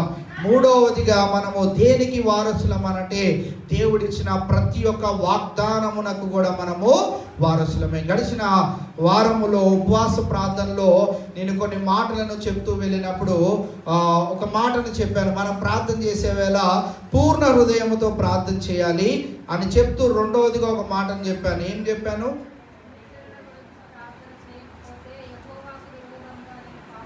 ఓకే, దానికంటే ముందు అదే వచనంలో మొదటి సమూయేలు గ్రంథము 12వ అధ్యాయము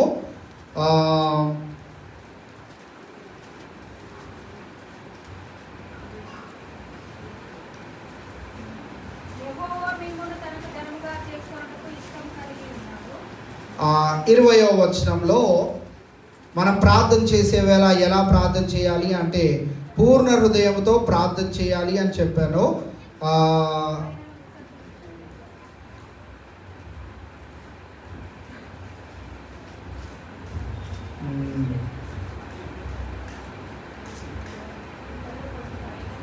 ఆ 22వ వచనంలో తన ఘనమైన నామము నిమిత్తము తన జనులను ఆయన విడనాడడు అని అంటే ఇంకా ఎప్పటికీ ఆయన విడిచిపెట్టాడు.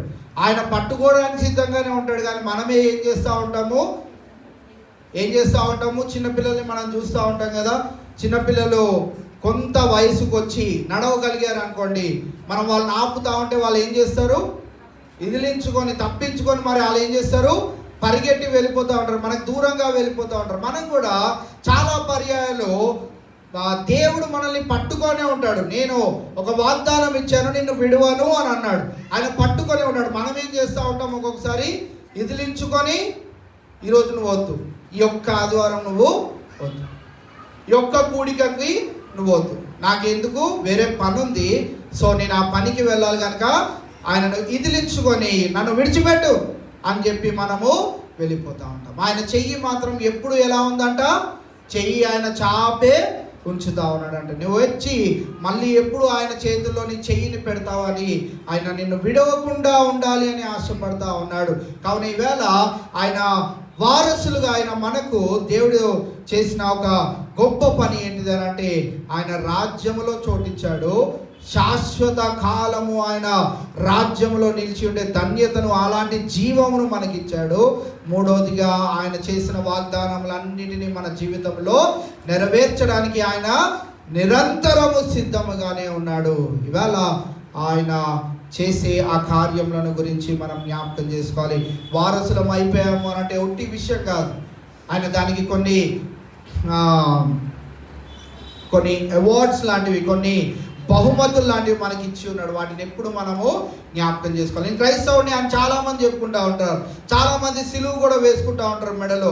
చాలామంది నానా ప్రదేశాల్లో సిలువ పచ్చబొట్లు వేయించుకుంటారు, అన్నీ చేస్తారు. కానీ దేవుని మందిరంలో వాళ్ళు కనపడరు. దేవుని మందిరానికి రారు. సిలువ వేయించుకుంటారు, సిలువ మెడలు వేసుకుంటారు, పచ్చబొట్లు పట్టించుకుంటారు, సిగరెట్లు తాగుతూ ఉంటారు, బారుల్లో కనిపిస్తూ ఉంటారు.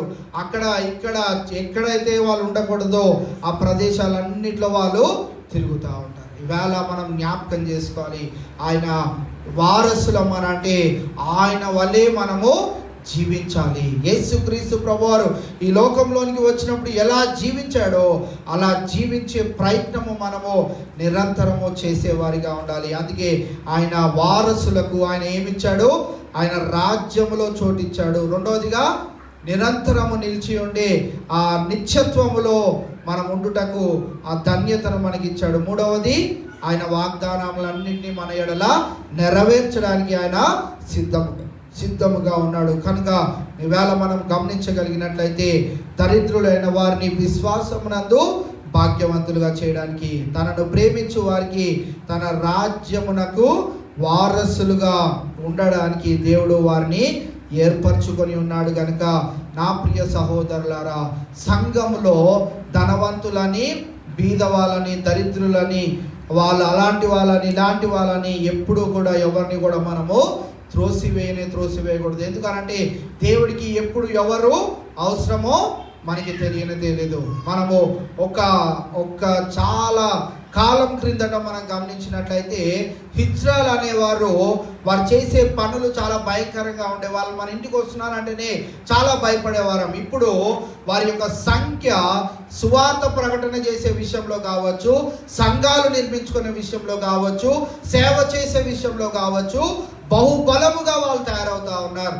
మనము పరిశుద్ధ గ్రంథంలో అపోస్తుల కార్యంలో కూడా ఒక నపుంసకుడిని చూస్తాం. ఎవరైన పేరు? అపోస్తుల కార్యంలో నపుంసకుడిని మనం చూస్తాం. నపుంసకుడు అంటే ఏంటి? హిజ్రానే కదా.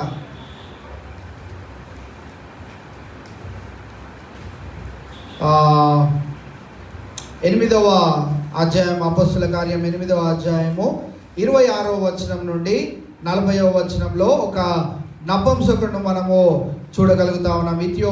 ఇథియోపియా అనే ఆ యొక్క ప్రాంతంలో పరిచర్య చేస్తున్న వేళ ఒక నపుంసకుడిని మనం చూస్తాం. అలాగా ఈ రోజుల్లో మనం గమనించినట్లయితే చాలామంది ఈ యొక్క హిజ్రాలు అనేటువంటి వారు సేవను జరిగించడం మనం చూస్తూ ఉన్నాం. సో ఎవరు ఎప్పుడు ఎలాగా దేవునిచే వాడబడతారో మనకు తెలియదు గనక మనము ఎవరిని కూడా తీర్పు తీర్చేటట్లుగా మనం ఎప్పుడు కూడా మన హస్తాలను కానీ మన నోరులను కానీ మనం తెరవకూడదు. అందుకే ఇక్కడ మనం గమనించినట్లయితే ఆయన ఎవరినైనా తన రాజ్యపు వారసులుగా చేసుకుంటాడు. ఆయన ఎవరినైనా కానీ భాగ్యవంతులుగా చేసుకోగలుగుతాడు. ఈ రోజుల్లో మనం చూసినట్లయితే వారు ఎంత గొప్పగా వాడబడుతున్నారంటే మామూలుగా మనము కూడా మనలాంటి వారు కూడా చాలామంది వారిని ముఖ్య ప్రసంగికులుగా పిలుచుకొని మరి వారి యొక్క సాక్ష్యాలను వారి యొక్క సువార్త ప్రకటనలను మనం వింటా ఉన్నాం. కావున ఈవేళ దేవుడు ఎవరిని ఎప్పుడు ఎలాగ వాడుకుంటాడో తెలియదు కనుక మనం ఎప్పుడూ కూడా సంఘములో ఎవరు ఎలాంటి పరిస్థితుల్లో వచ్చినా కానీ వారందరూ దేవుని యొక్క అవయవములై ఉన్నారు అని, దేవునికి ఉపయోగకరమైనటువంటి పాత్ర అని మనం ఎంచి అందరూ ఒకటే అనే ఉద్దేశంలో మనం సంఘమును ముందుకు తీసుకొని వెళ్ళవలసిన వారమై ఉంటా ఉన్నాం. 6వ వచనంలో 2వ ప్రశ్నలోనికి మనం వెళ్తే, అయితే మీరు దరిద్రులను అవమానపరచుదురు, ధనవంతులు మీ మీద కఠినముగా అధికారము చూపుదురు, మిమ్మను న్యాయ సభలోనికి ఈడ్చుచున్నవారు వీరే కదా. యేసుక్రీస్తు ప్రభువారిని కూడా ఎవరు ఈడ్చుకొని వచ్చారు చెప్పండి? న్యాయ సభలోనికి ఎవరు ఈడ్చుకొని వచ్చారు? పరిసయ్యులు, శాస్త్రులు, వీళ్ళందరూ ఆయనను చంపివేయాలని ప్రయత్నం చేస్తూ ఉన్నారు. వారికి డబ్బు తక్కువ లేదు, చాలా బాగున్నారు. వాళ్ళు బోధించుకుంటుంటే చాలామంది వింటున్నారు, వాళ్ళు అడిగినట్లు ఇస్తున్నారు, అన్నీ చేసుకుంటూ వెళ్తూ ఉన్నారు. అంతా బాగానే ఉంది. యేసుక్రీస్తు ప్రభువారు వచ్చిన తర్వాత ఆయన ఏం చేశాడంటే తన బోధన విధానాన్ని తండ్రి ఉద్దేశము నెరవేర్చబడినట్లుగా ఆయన బోధించడం ప్రారంభించాడు. అక్కడతో వాళ్ళకి యేసుక్రీస్తు ప్రభువారికి వాగ్వాదన జరగడం మనం చూస్తూ ఉన్నాం. హేరోదు దగ్గరికి తీసుకొని వెళ్ళారు, పిలాతు దగ్గరికి తీసుకొని వెళ్ళారు, ఈడ్చుకుంటూ వెళ్ళారు. అందరూ గొప్పవారై ఉండి యేసుక్రీస్తు ప్రభువారు దీనుడని, ఒక వడ్రంగి వాని ఒక కుమారుడని ఆయనను చిత్రహింసలు పెట్టాడు. అదే ఒక్కసారి మనం గమనిద్దాం. యేసుక్రీస్తు ప్రభువారు ఒక రాజ్యములో ఒక రాజు కుమారునిగా ఒకవేళ పుట్టి ఉన్నట్లయితే ఆయన స్థితిగతులు ఎలా ఉండేవి? ఆయన సిలువ మోయాల్సి వచ్చేదా? ఆయన సిలువ కూడా మోయాల్సి వచ్చేది కాదు. ఆయనని హింసించేవారా? ఎవరు హింసించేవారు కాదు. ఆయన మనందరికీ తన యొక్క దీనత్వమును కనపరచడానికి గల కారణం ఏంటిది అని అంటే, నేను ఎంత ధనవంతుడనో ఎంత ఐశ్వర్యవంతుడనో అదంతా విడిచిపెట్టి మీ కొరకు దారిద్రతను అనుభవించడానికి గల కారణం ఏంటిది అని అంటే, మీరు ఎక్కడ ఉన్నారు, ఎలాంటి పరిస్థితుల్లో ఉన్నారు అంటే మీరు దారిద్రతలో ఉన్నారు. మిమ్మల్ని ఏం చేయాలని ఆయన అలా చేశాడు? మనల్ని ఐశ్వర్యవంతులుగా ధనవంతులుగా. దేని యందు? విశ్వాసం నందు. అది మీరు గుర్తుంచుకోవాలి. చాలాసార్లు చాలామంది దైవజనులు ఈ రోజుల్లో ఏం చేస్తూ ఉన్నారు అని అంటే, మీ అప్పులు పోతే మీరు ధనవంతులుగా మార్చబడతారు, మీరు బిల్డింగ్ల మీద బిల్డింగ్లు, మీ అకౌంట్లో డబ్బుల మీద డబ్బులు వచ్చి పడిపోతూనే ఉంటాయని సువార్త ప్రకటిస్తూ ఉన్నారు. అలాంటి ధనవంతులు కాదు దేవుడు కోరుకుంటుంది. గడిచిన దినాల్లో ఒక పాస్టర్ గారు ఎల్బీ స్టేడియంలో మీటింగ్ పెట్టాలనుకుంటుంటే ఆయన 100 మందికి ఒక సువర్ణ అవకాశం ఇచ్చాడు. ఏంటి ఆ సువర్ణ అవకాశం అంటే, ఆయన దగ్గర ఒక ఇన్నోవా క్రిస్టా కార్ ఉందంట. ఇన్నోవా క్రిస్టా కార్ని ఆ ఎల్బీ స్టేడియం ఎంట్రన్స్లో పెట్టాడు. దాని ముందు ఆయన నుంచొని అద్భుతమైన అవకాశం కేవలం క్రైస్తవులకి. అందుకే కదా మనల్ని గొర్రెలు అంటారు. మనల్ని గొర్రెలు అన్నప్పుడు నేను ఏం బాధపడను, మనం చేసే పనులే అలాంటివి. ఆయన వచ్చి గొర్రెలందరికీ చెప్తున్నాడు. ఏమని చెప్తున్నాడు అంటే, బాబు మీరు ఒక్కొక్కరు ఎవరైతే ₹1,00,000 ఈ మీటింగ్ జరగడానికి ఇస్తారో 100 మందికి అవకాశం ఇది. ఒక్కొక్కరు 1,00,000 రూపాయలు ఇవ్వాలంట. 1,00,000 రూపాయలు ఇస్తే ఒకరోజు మంచి మీటింగ్ ఏర్పాటు చేస్తారంట, భోజనాలు పెడతారంట. ఆ రోజు ఆ 100 మందినే పిలుస్తారంట. ఆ 100 మంది వచ్చినప్పుడు లక్కీ డ్రా తీస్తారంట. ఎవరైతే ఆ లక్కీ డ్రాలో పేరు వస్తుందో వాళ్ళకి ఈ కాస్ట్లీ నేను నడుపుతున్న నా కార్ని వారికి బహుమానంగా ఇచ్చేస్తారు.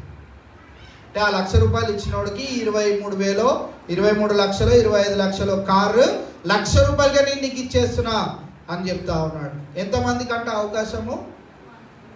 ఎన్ని గొర్రెలకు అవకాశం ఇచ్చాడు దేవుడు? 100 గొర్రెలు. 100 గొర్రెలు 1,00,000 రూపాయలు ఇస్తే ఎంత? ఒకసారి క్యాల్కులేటర్ చేయండి. క్యాల్కులేటర్ కూడా అవసరం లేదు. లేడీస్ చాలా స్పీడ్గా ఉన్నారు. 1 కోటి రూపాయలు. ఎంతలో? డేట్ కూడా పెట్టాడు, ఒక టైం లిమిట్ పెట్టాడు. ఈ రోజు లోపే మీరు 1,00,000 రూపాయలు ఇవ్వాలి. దేవుడు సేవల చేయమన్నాడా? ఎల్బీ స్టేడియంని నింపమన్నాడా? ఇక్కడే నాకు చిన్న పొరపాటు వస్తుంది. ఇక్కడే వారికి నాకు కూడా పడదు. మీకు కూడా ఇలాంటివి ఎందుకు చెప్తా ఉన్నానంటే మనం కూడా కొన్నిసార్లు అలాంటి ఒత్తిడిలో పడిపోతూ ఉంటాం. మన సంఘంలో మనం ఎప్పుడూ కూడా ఏ పని జరిగించడానికైనా కానీ ఎప్పుడూ కూడా మీ ప్రేరేపణ, మీ ప్రార్థన అని అన్నాం కానీ మీరు ఇంత ఇవ్వాల్సిందే, మీరు ఇంత ఇవ్వాల్సిందే అని ఎప్పుడు కూడా మనం ఎవరిని కూడా అడగలేదు. 38 సంవత్సరాల్లో ఎప్పుడు కూడా అడగలేదు. ఎందుకు అడగలేదు అని అంటే మన దేవుడు చేయగలుగుతాడు. 5 రొట్టెలు 2 చేపలు నీ అంతమందికి పంచిపెట్టగలిగిన వాడు మన 250-300 మందికి ఎగ్, చికెన్, మటన్ పెట్టలేడా? సమృద్ధిగా పెట్టగలుగుతాడు. కావున ఈవేళ మనము జ్ఞాపకం చేసుకోవాల్సింది ఏంటి అని అంటే 6వ వచనంలో మనం చూస్తూ ఉన్నాం. అయితే మీరు దరిద్రులను ఏం చేస్తున్నారు? అవమానపరచుదురు, ధనవంతులను మీ మీద కఠినముగా అధికారము చూపుదురు. ఎందుకు ధనవంతులు అధికారము కఠినంగా చూపెడతారంటే వాళ్ళని ఏం చేసామంటే మనము రండి సార్ కుర్చీలో కూర్చొని అన్నాం. కుర్చీలో కూర్చోబెట్టిన ఆయనని రండి సార్ ఇక్కడ కూర్చొని అన్నాం. ఇక్కడ కూర్చొని అన్న ఆయనని ఈ మీదకు కూడా ఎక్కేయండి అన్నాం. ఈ మీదకు కూడా ఎక్కేయండి అన్న ఆయనని ఇక్కడ కూడా నిలబడి మాట్లాడండి అన్నాం. మీరు ఏం మాట్లాడినా పర్వాలేదు, మేము హాయిగా మా చెవులను తెచ్చుకొని మీరు చెప్పిన సోదంతా మేము వింటామని అలా చెవులు తెచ్చుకొని కూర్చున్నాం. ఆయన రాను అన్నాడు. మీలో 100 మందికి అవకాశము 1,00,000 రూపాయలు కట్టి నా కారు గిఫ్ట్గా తీసుకొని వెళ్ళిపోవాలి.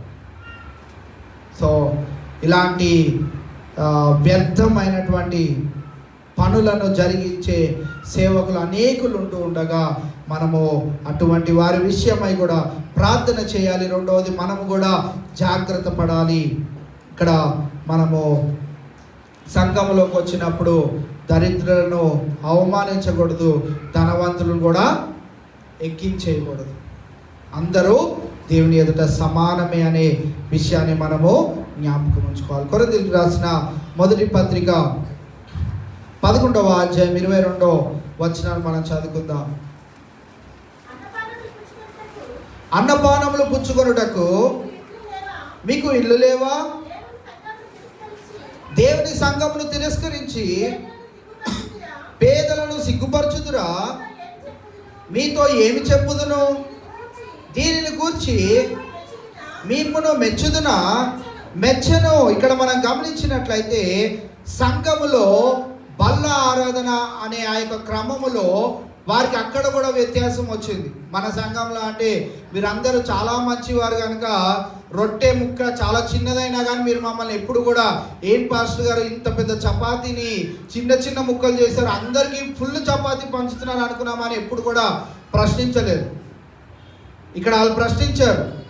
ప్రశ్నించినందుకే ఏమంటున్నాడు చూడండి 22వ వచనంలో, అన్నపానములు, ఇదేమి అన్నపానములు పుచ్చుకొనుటకు మీకు ఇండ్లు లేవా? ఏందయ్యా ఇంత చిన్న రొట్టె ముక్క? ప్రతి నెల మా కానుకలు తీసుకొని ఇంత చిన్న రొట్టె ముక్క నువ్వు ఇచ్చేది ఏంటి? ఇంత చిన్న గ్లాసులో ద్రాక్ష రసమా? ఏంటి కథ? మాకు బాటిల్ ఇవ్వాలి అని అంటే పైన ఏం చెప్పాడంటే, అయ్యగారులు సహోదరులారా మీకు బాటిల్ ఇచ్చామనుకోండి, తర్వాత సేవకుడు ప్రసంగం చేయాలి, మీరు బాటిల్ దాగి కూర్చున్నారనుకో, చపాతీ తిని కూర్చున్నారనుకో, ప్రసంగికుడు ప్రసంగం చేస్తూ ఉన్నప్పుడు ప్రసంగికుడు చేయలేడు, ఎందుకంటే ఈయన బాటిల్ తాగాలి కదా. ఈయన బాటిల్ తాగుతాడు, మీరు బాటిల్ తాగి అందరూ అందరూ నిద్రిస్తారు కనుక మీకు తిండి తినడానికి ఇల్లు లేవా? అన్నపానములు పుచ్చుకోవడానికి దేవుని మందిరమే మీకు కావాల్సి వచ్చిందా? ఇక్కడికి వచ్చే మీరు ఆటలు ఆడతారా? మీకేంటి ఇంట్లో తినడానికి తిండి లేదా, తాగడానికి నీరు లేదా అని ఇదేమి అని ప్రారంభిస్తూ దేవుని సంఘమును తిరస్కరించి పేదలను సిగ్గుపరచుదురా? మీతో ఏమి చెప్పుదును? దీని గురించి మిమ్మను మెచ్చుదునా? మెచ్చనే మెచ్చను అని పౌలు భక్తుడు సెలవివ్వడం మనం చూస్తూ ఉన్నాం. కావున ఇవాళ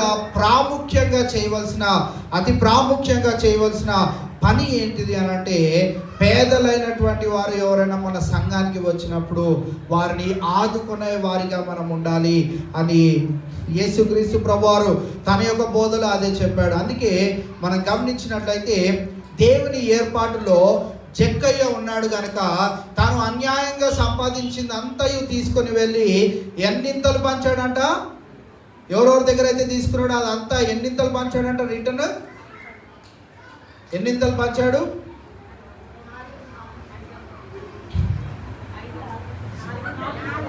తిరిగి 4 ఇంతలు. ఎవరెవరి దగ్గర అయితే నా దగ్గర అన్యాయంగా 100 రూపాయలు తీసుకుంటే నాకు 400 తిరిగి ఇచ్చాడు. ఇంకొకరి దగ్గర 500 తీసుకుంటే 2000 తిరిగి వచ్చాడు. అలాగా అందరికీ తిరిగి 4 ఇంతలు పంచి పెట్టాడు. తాను ఏం పొందుకోగలిగాడు చెప్పండి? ధనమైతే కంప్లీట్గా పోయింది, తన ఉద్యోగం కంప్లీట్గా పోయింది, కానీ దేవుని రాజ్యములో గొప్ప స్థానమును తాను సంపాదించుకోగలిగాడు. ఎందుకనంటే ఆయన విశ్వాసమునందు భాగ్యవంతుడు అవ్వడానికి సిద్ధపడగలిగాడు. కావున ఈవేళ మనము కూడా గమనించగలిగినట్లయితే ఇక్కడ యాకోబు భక్తుడు సెలవిస్తున్న మాట, మీరు దరిద్రులను అవమానపరచొద్దు, ధనవంతులు మీ మీద కఠినముగా అధికారము చూపుదురు, మిమ్మల్ని న్యాయ సభలోనికి ఈడ్చుచున్నవారు వీరే కదా. వీరు అలాంటి పనులు జరిగిస్తారు కనుక వీరి విషయమై మీరు చాలా జాగ్రత్తగా ఉండాలని సంఘమును హెచ్చరిస్తూ ఉన్నాడు. కావున ధనవంతులైనా పేదవారైనా ఎవరైనా కానీ దేవుని సంఘంలో అందరూ ఒకటే. కింద కూర్చున్న వారు తక్కువ, కుర్చీలో కూర్చున్న వారు ఎక్కువ అనేది లేనే లేదు. కింద కూర్చోగలిగిన వారు కింద కూర్చున్నారు, మీద కూర్చోగలిగిన వారు మీద కూర్చున్నారు, అంతే తేడా. కానీ పైన కూర్చున్న వాళ్ళంతా ధనవంతులని, కింద కూర్చున్న వాళ్ళందరూ పేదవాళ్ళని భేదము సంఘములో ఎప్పుడు కూడా మనము చూపెట్టకూడదు. ధనవంతులని దరిద్రులని భేదము చూపెట్టకూడదు.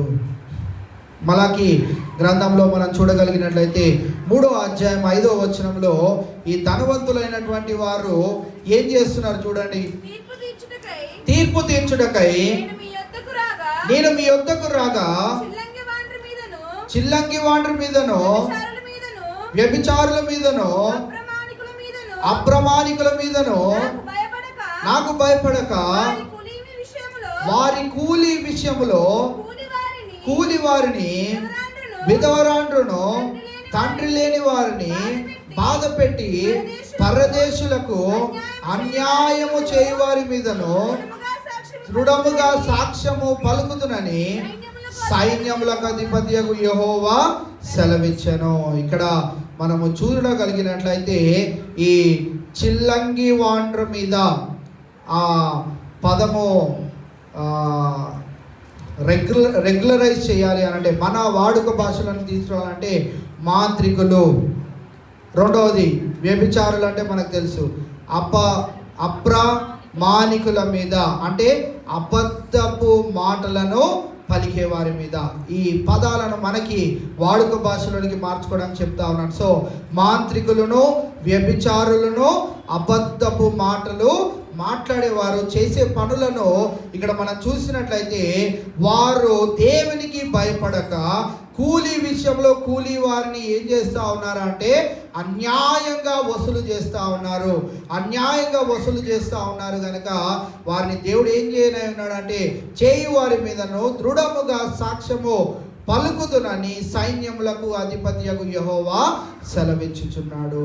సో వీరు గొప్పవారని, వీరు పేదవారని భేదములు మన మధ్యలోనికి కనుక వచ్చినట్లయితే జరిగే పరిణామం ఏంటిది అని అంటే, దేవుడు తీర్పు తీర్చడానికి సిద్ధంగా ఉన్నా కానీ ఈ అన్యాయం అనేది మనం అనుభవించవలసి వస్తుంది. కావున మనము దేవునికి వారిని అప్పచెప్పి మన స్థితిగతులను విశ్వాసమునందు బలపరుచుకొని స్థితిలో మనం ముందుకు వెళ్ళాలి అని ఈ లేఖన భాగం మనకు తెలియజేయడం మనం చూస్తూ ఉన్నాం. కావున ఈ 6వ వచనంలో మనం చూస్తున్న మాట ఏంటిదంటే, మిమ్మును న్యాయ సభలోనికి ఈడ్చుచున్నవారు వీరే కదా అంటూ 7వ వచనంలో ఏం చూస్తున్నామంటే, మీరు పెట్టబడిన శ్రేష్టమైన నామమును దూషించువారు వీరే కదా. మీకు పెట్టబడిన శ్రేష్టమైన నామమును దూషించువారు వీరే కదా. మీరు, మీకు అనే 2 పదాలు దేన్ని సూచిస్తూ ఉన్నాయి? ఎవరిని సూచిస్తూ ఉన్నాయి చెప్పండి?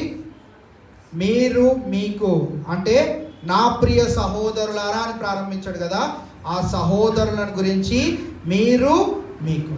సహోదరులు అంటే సంఘంలో ఉన్నవారు చేస్తున్న పనులను గురించి, సంఘంలో ఉన్నవారు ఈయన మా ఇంటి దగ్గర పొలిటీషియన్ అండి, మా ఊర్లో పెద్ద సర్పంచ్ అండి అని కొన్నిసార్లు పరిచయం చేస్తూ ఉంటారు కొన్ని సంఘాలలో.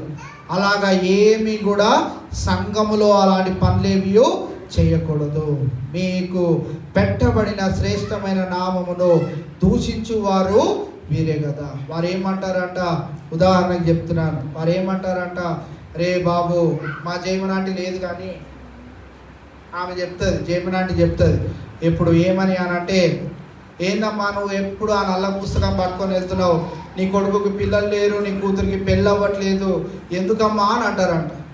చాలా బాధతో అక్కడి నుంచి నడుచుకుంటే ఎన్టీఆర్ నగర్ నుంచి నడుచుకుంటూ మన చర్చి వరకు వస్తుందంట. మళ్ళీ ఇక్కడ నుంచి తిరిగి ఇంటికి వెళ్తున్నప్పుడు అక్కడ తలదించుకొని వెళ్తూ ఉంటుందంట. శ్రేష్టమైన నామము దేవుడు మనకు ధరింపజేస్తాడు. ఆయన ఇచ్చిన వాగ్దానములను నెరవేర్స్తానన్నాడా, త్రోసివేస్తానన్నాడా? నెరవేరుస్తానన్న దేవుడు మనం ఎప్పుడు కూడా ఆయన ఇచ్చిన వాగ్దానములను ఏం చేయాలి? గుర్తు పెట్టుకోవాలి, జ్ఞాపకం ఉంచుకోవాలి. ఆయన నిన్ను విడువను అన్నాడు, నిన్ను ఎడబాయను అన్నాడు అంటే ఆయన ఆ పనిని చెయ్యడని అర్థము. కావున ఇక్కడ ఈ గొప్పవారు వీరేం చేస్తూ ఉన్నారు అని అంటే, మీకు పెట్టబడిన శ్రేష్టమైన నామమును దూషించువారు వీరే కదా. లోకంలో ఉన్నవారు ఎన్ని రోజులు రా బాబా బైబిల్ పట్టుకొని వెళ్తున్నావు కానీ ఏం బాగుపడ్డావు? ఇల్లు లేదు, వాకిల్ లేదు, బండి లేదు, పిల్లలు లేరు, వాహనాలు లేవు, ఉద్యోగం లేదు, ఏమీ లేదు. ఎన్ని సంవత్సరాల నుంచి చూస్తున్నా అదే ఇంట్లో ఉన్నావు, ఏం ఎదగలేదు. ఇలాగా పుస్తకం పట్టుకున్నావు, అలాగా వెళ్తున్నావు, ప్రార్థన అంటున్నావు, ఎప్పుడు అక్కడే ఉంటావు, మళ్ళీ తిరిగి వస్తున్నావు. ఎన్ని సంవత్సరాల నుంచి చూస్తున్నావు. మమ్మల్ని చూడు, మేము ఎంత పెద్ద ఇల్లు కట్టుకున్నాం, కారు కొనుక్కున్నాం, నా పిల్లలకి మంచి పెళ్ళిళ్ళు చేశాను, నా పిల్లలకి పిల్లలు కూడా పుట్టారు, మేము ఎంత సంతోషంగా ఉన్నాం, మా ఇంట్లో ఉన్న సంతోషం మీ ఇంట్లో లేనే లేదు అసలు అని వాళ్ళు మనల్ని ఏం చేస్తారంట? దూషిస్తూ ఉంటారు. సో ఇవాళ మనము జాగ్రత్త పడవలసిన విషయం ఏంటిది అని అంటే, మనకు పెట్టబడిన శ్రేష్టమైన నామమును వారు దూషించేటట్లుగా మనం ఎప్పుడు కూడా వారి ఎదుట ఉండకూడదు. అందుకే నేను చాలాసార్లు చెప్తాను, నీకు ఏదైనా కష్టం వచ్చింది, నీకు ఏదైనా సమస్య వచ్చింది, నీకు ఏదైనా ఇబ్బంది వచ్చింది, నీకు ఏదైనా ఆపద వచ్చింది అని అంటే నీ సేవకుడిని నువ్వు మొట్టమొదటిగా జ్ఞాపకం చేసుకోవాలి. రెండోదిగా నీ సంఘంలో ఉన్న సహోదరుని జ్ఞాపకం చేసుకోవాలి. కానీ మన పొరుగింటి వారికో, మన పక్కింటి వాడికో, మన అన్యులుగా ఉన్న స్నేహితులకో, బంధువులకో చెప్పుకున్నామనుకో, వాళ్ళు వెంటనే అంటారు, చెప్పాను కదరా ఆ మతంలోకి వెళ్ళొద్దంటే నేను పోతాను అన్నావు, మొత్తానికి నాశనం అయిపోయావు, ఎందుకురా అని చెప్పినా వినలేదు కదా అని వారు అంటారు. వారి ఎదుట ఎప్పుడు కూడా దేవుని నామాన్ని మనము అవమానమునకు తీసుకొని రాకూడదు. నీవు సంఘ సభ్యుల్లో, సేవకునికి కానీ సంఘ సభ్యుల్లో కానీ నీ సమస్యను పెట్టావనుకో, వాళ్ళు ఏం చేస్తారు చెప్పండి? ఏం చేస్తారు? ప్రార్థన చేస్తారు, నలుగురికి పంచి పెడతారు, నలుగురికి చెప్తారని అంటారేమో అనుకున్నాం. నలుగురికి చెప్పారు. వాళ్ళు ఏం చేస్తారు? వ్యక్తిగతంగా వారి యొక్క ప్రార్థనలో అంశాన్ని ఎత్తి పెడతారు. నీ సమస్య తీరినట్లుగా నువ్వెక్కడైతే తలదించుకోవాల్సిన పరిస్థితి వచ్చిందో అక్కడే దేవుడు నువ్వు తలెత్తుకునేటట్లు చేయనట్లుగా దేవుని ఆ రీతిగా ప్రార్థన చేస్తారు. కావున ఈవేళ మనము ఈ అంశాలన్నిటిలో నా ప్రియ సహోదరులారా అంటే సంఘానికి తెలియజేస్తున్నాడు. ఒకటి, దరిద్రులని ధనవంతులని భేదాలు ఎప్పుడు మనము సంఘములో చూపెట్టకూడదు. సో అటువంటి రీతిగా మనము జాగ్రత్త పడుతూ ప్రతి ఒక్కరిని విశ్వాసమునందు భాగ్యవంతులుగా చేయిస్తూ మనము ముందుకు వెళ్ళాలి అని ఈ లేఖన భాగం స్పష్టంగా మనకు జ్ఞాపకం చేస్తూ ఉన్నది. యోహాను సువార్త 16వ అధ్యాయము 2 నుంచి 4 వచనాలు చదువుకొని మనము ముగించుకుందాం. వారు మిమ్మును సమాజ మందిరంలో నుండి వెలివేయుదురు, మిమ్మును చంపు ప్రతివాడు తాను దేవునికి సేవ చేయుచున్నానని అనుకొను కాలము వచ్చుచున్నది. వారు తండ్రిని నన్నును తెలుసుకొనలేదు గనక ఈలాగు చేయుదురు. అవి జరుగు కాలము వచ్చినప్పుడు నేను వాటిని గూర్చి మీతో చెప్పితినని మీరు జ్ఞాపకము చేసుకొనులాగున ఈ సంగతులు మీతో చెప్పుచున్నాను. నేను మీతో కూడా ఉంటిని గనక మొదటనే వీటిని మీతో చెప్పలేదు. ఇక్కడ ఈ వచనాల్లో కూడా మనం గమనించినట్లయితే వారు మిమ్మల్ని సమాజ మందిరంలో నుండి వెలివేయుదురు, మిమ్మల్ని చంపు ప్రతివాడును తాను దేవునికి సేవ చేయుచున్నానని అనుకొను కాలము వచ్చుచున్నది అని ఈ విషయాలన్నింటినీ ఇక్కడ యేసుక్రీస్తు ప్రభువారు చెప్పడం మనము చూస్తూ ఉన్నాం. సో ఇలాంటి కాలములో మనం ఆల్రెడీ ఉన్నామనే విషయాన్ని కూడా మనము గమనించుకోవాలి. ముస్లిమ్స్లో తీవ్రవాదులను ఎలాగ తయారు చేస్తారు అని అంటే వాళ్ళకి ఒకటే ఒక టార్గెట్. మన దేవుడి గురించి ఎవడని ఏమైనా అన్నాడు అనుకో, నువ్వు చచ్చిపోవడానికి సిద్ధమైపోవాలి, ఎదుటోడిని కూడా చంపా. చాలాసార్లు బాంబ్ బ్లాస్ట్లు అవుతున్న ప్రదేశాలలో బాంబు పెట్టి వాడు వెళ్ళిపోడు, వాడికే బాంబు తగిలించుకొని నేను నా దేవుని గురించి చచ్చిపోతున్నాను అని వాడితో పాటు ఆ చుట్టుపక్కల బాంబు ఎంత ఏరియా వరకు వెళ్తుందో అంత ఏరియా వరకు ఉన్న ప్రదేశము, అక్కడ ఉన్న బిల్డింగ్స్, అక్కడ ఉన్న ప్రజలు అందరూ కూడా వాడితో పాటు చచ్చిపోతారు. వాడికి ఉన్న ఉద్దేశం, వాడి బుర్రలో నింపిన ఆ యొక్క అజ్ఞానం ఏంటిది అని అంటే నువ్వు దేవుని కొరకు చచ్చిపోతున్నావు కనుక నువ్వు పరలోకానికి వెళ్ళావు, జన్నత్కి వెళ్తావు అని వాడికి పదే పదే అదే అంశాన్ని తెలియజేస్తూ ఉంటారు కనుక వాడు ఎప్పుడు కూడా చంపబడడానికి సిద్ధంగా ఉన్న ఒక గొర్రెలాగా వాడు నాకేయ బాంబు అని అందరూ సిద్ధపడతా ఉంటారు. అందుకే చాలా ప్రాంతాల్లో బాంబు పెట్టి వెళ్ళిపోరు, వాళ్ళే తగిలించుకొని అందరు మనుషుల్లో ఉంటూ వాడు టైమర్ని సెట్ చేసుకొని ఒక టైంలో జనాలందరూ కూడుకొని ఉన్న చోట వాడు కూడా తనతో పాటు చాలా మందిని చంపివేస్తూ ఉంటాడు. సో అలాంటి కాలములో ఆల్రెడీ మనము ఉన్నాము గనుక మనము జాగ్రత్త పడాలి. సో ఇలాగ దూషించేవారు, ఇలాగ అవమానపరిచేవారు చాలామంది మనతో ఉంటారు. చెప్పాను కదా ప్రారంభంలో, యాకోబు యూదులకు అలాగే అన్య జనాంగంలో నుంచి క్రైస్తవ్యంలోనికి వస్తున్న వారందరూ కలయికగా ఉన్న సంఘానికి ఈ యొక్క పత్రికను రాస్తా ఉన్నాడు కనుక వారందరిలో యూదులేమో మేము చాలా ధనవంతులం, మాకు చాలా జ్ఞానం ఉంది, మాకు ధర్మశాస్త్రం ఉందని విర్రవీగుతూ, రే మీరంతా ఇప్పుడే వచ్చిన బచ్చగలరా బాబు, మీరంతా దూరంగా ఉండండి, మీకు ఏం తెలియదు, మీకు పద్ధతులు తెలియదు, వస్త్రధారణ తెలియదు, ఏది తెలియదు అని వారు దూషించడం మనం చూస్తూ ఉన్నాం. సో నేటి ప్రస్తుతము మనము సంఘములో అలాంటి క్రియలను జరిగించే వారిగా ఉండకుండా మనల్ని మనం జాగ్రత్త పరచుకోవాలి అని దేవుడు తాను ప్రేమించు వారిని వారసులుగా చేసుకొని ఉన్నాడని, దరిద్రులైన వారిని విశ్వాసం నందు భాగ్యవంతులుగా చేయడానికి ఆయన సిద్ధంగా ఉన్నాడని గ్రహించి వీరని వారని భేదమేమి లేకుండా అందరినీ మనము కూడా ప్రేమిస్తూ రక్షణ కవచము లేని వారికి రక్షణ కవచము ధరింపజేస్తూ అందరినీ విశ్వాసములో భాగ్యవంతులుగా దేవుని వారసులుగా చేసే ధన్యత దేవుడు సంఘానికి ఇచ్చాడు కనుక అట్టి గొప్ప ధన్యతలో మనం అందరం ముందుకు కొనసాగినట్లు పరిశుద్ధాత్మ దేవుడు నిశ్చయముగా ఈ మాటలు విన్న మనందరికీ సహాయము చేసి నడిపించును గాక. దేవుడి కొద్ది మాటలు మనందరి వినికిడిలో భద్రపరచును గాక. దయచేసి కళ్ళు మూసుకుందాం, తలలు వంచుదాం, మోకరించగలిగిన వారు మోకరిద్దాం. చెప్పబడిన మాటలను మనం ఒకసారి నెమరు వేసుకుంటూ మనము దేవుని మందిరానికి వచ్చేటప్పుడు మనల్ని మనము తగ్గించుకుంటూ మన స్థితిగతులను మర్చిపోయి మనం ఎలాగొచ్చాము అనేది మర్చిపోయి మన ఇంట్లో మనం ఎలా ఉంటాం అనేది మర్చిపోయి మనది ఎంత ఉన్నతమైన ఉద్యోగం అనేది మర్చిపోయి మనం వ్యాపారంలో ఎంత ఉన్నతంగా ఉన్నాం అనేది మర్చిపోయి మన అకౌంట్లో బ్యాంక్ బ్యాలెన్స్లు ఎంత ఎక్కువగా ఉంటున్నాయనే విషయాన్ని మనం మర్చిపోయి మనల్ని మనము దీనులుగా మనల్ని మనము రిక్తులుగా సమయమందును అసమయమందును సిద్ధపాటు మనసు కలిగి దేవుని పనిని జరిగించడానికి సిద్ధ మనసు కలిగిన ఒక మంచి విశ్వాసునిగా మనం అందరము ముందుకు కొనసాగాలని ఆ రీతి సహాయము దేవుడు మనకు అనుగ్రహించాలని మనం అందరం ఆ రీతిగా కోరుకుంటూ దేవాని సహాయము నాకు తెచ్చు. ఒకవేళ మనలో గర్వం ఉన్నదేమో, అహంకార స్వభావం ఉన్నదేమో, వేరే వ్యక్తిని చూసే విధానంలో మనం క్రీస్తు వారి వలె చూడట్లేదేమో, ఇవాళ ఒకసారి మన స్థితిగతులను జ్ఞాపకం చేసుకుందాం. వీరు నా సహోదరులు సహోదరులు అని జ్ఞాపకం చేసుకుందాం. వీరు దేవుని వారసులు, నేను ఎలాగ వారసునో ఎలాగ వారసురాలనో వారు కూడా అలాగే అని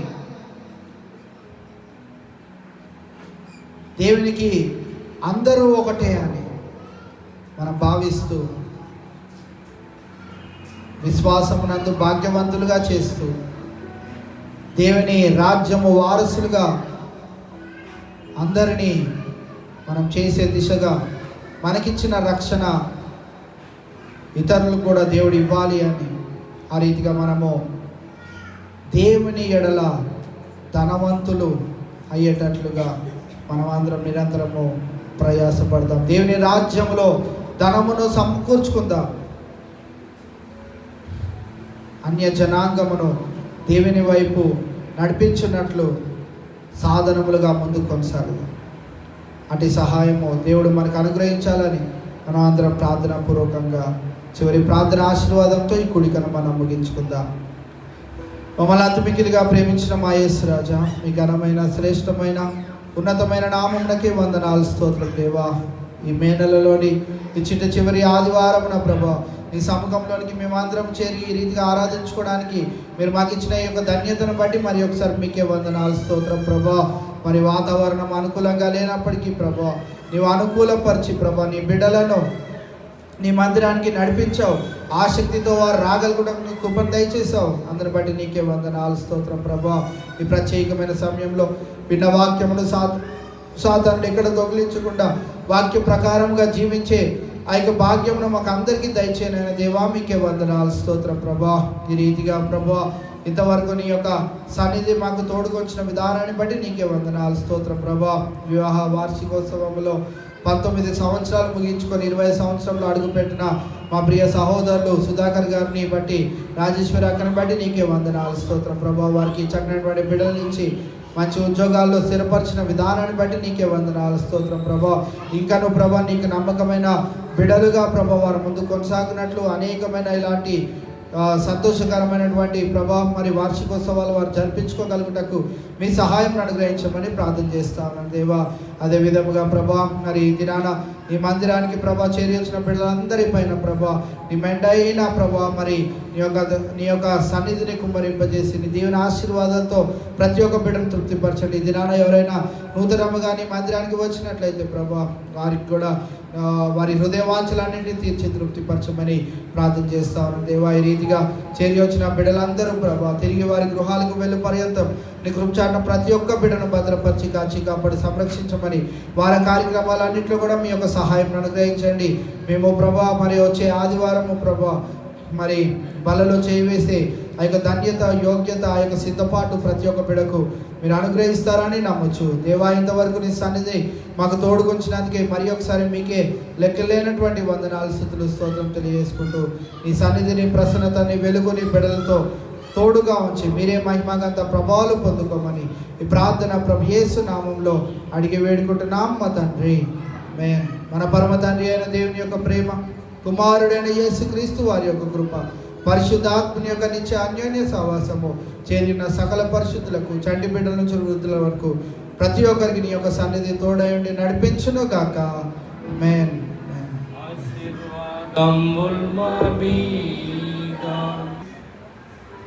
దేవుడు మిమ్మల్ని అందరినీ దీవించి ఆశీర్వదించును గాక. మరి ఒకసారి మీ అందరికీ హృదయపూర్వక వందనాలు తెలియజేసుకుంటా ఉన్నాం. Thank you.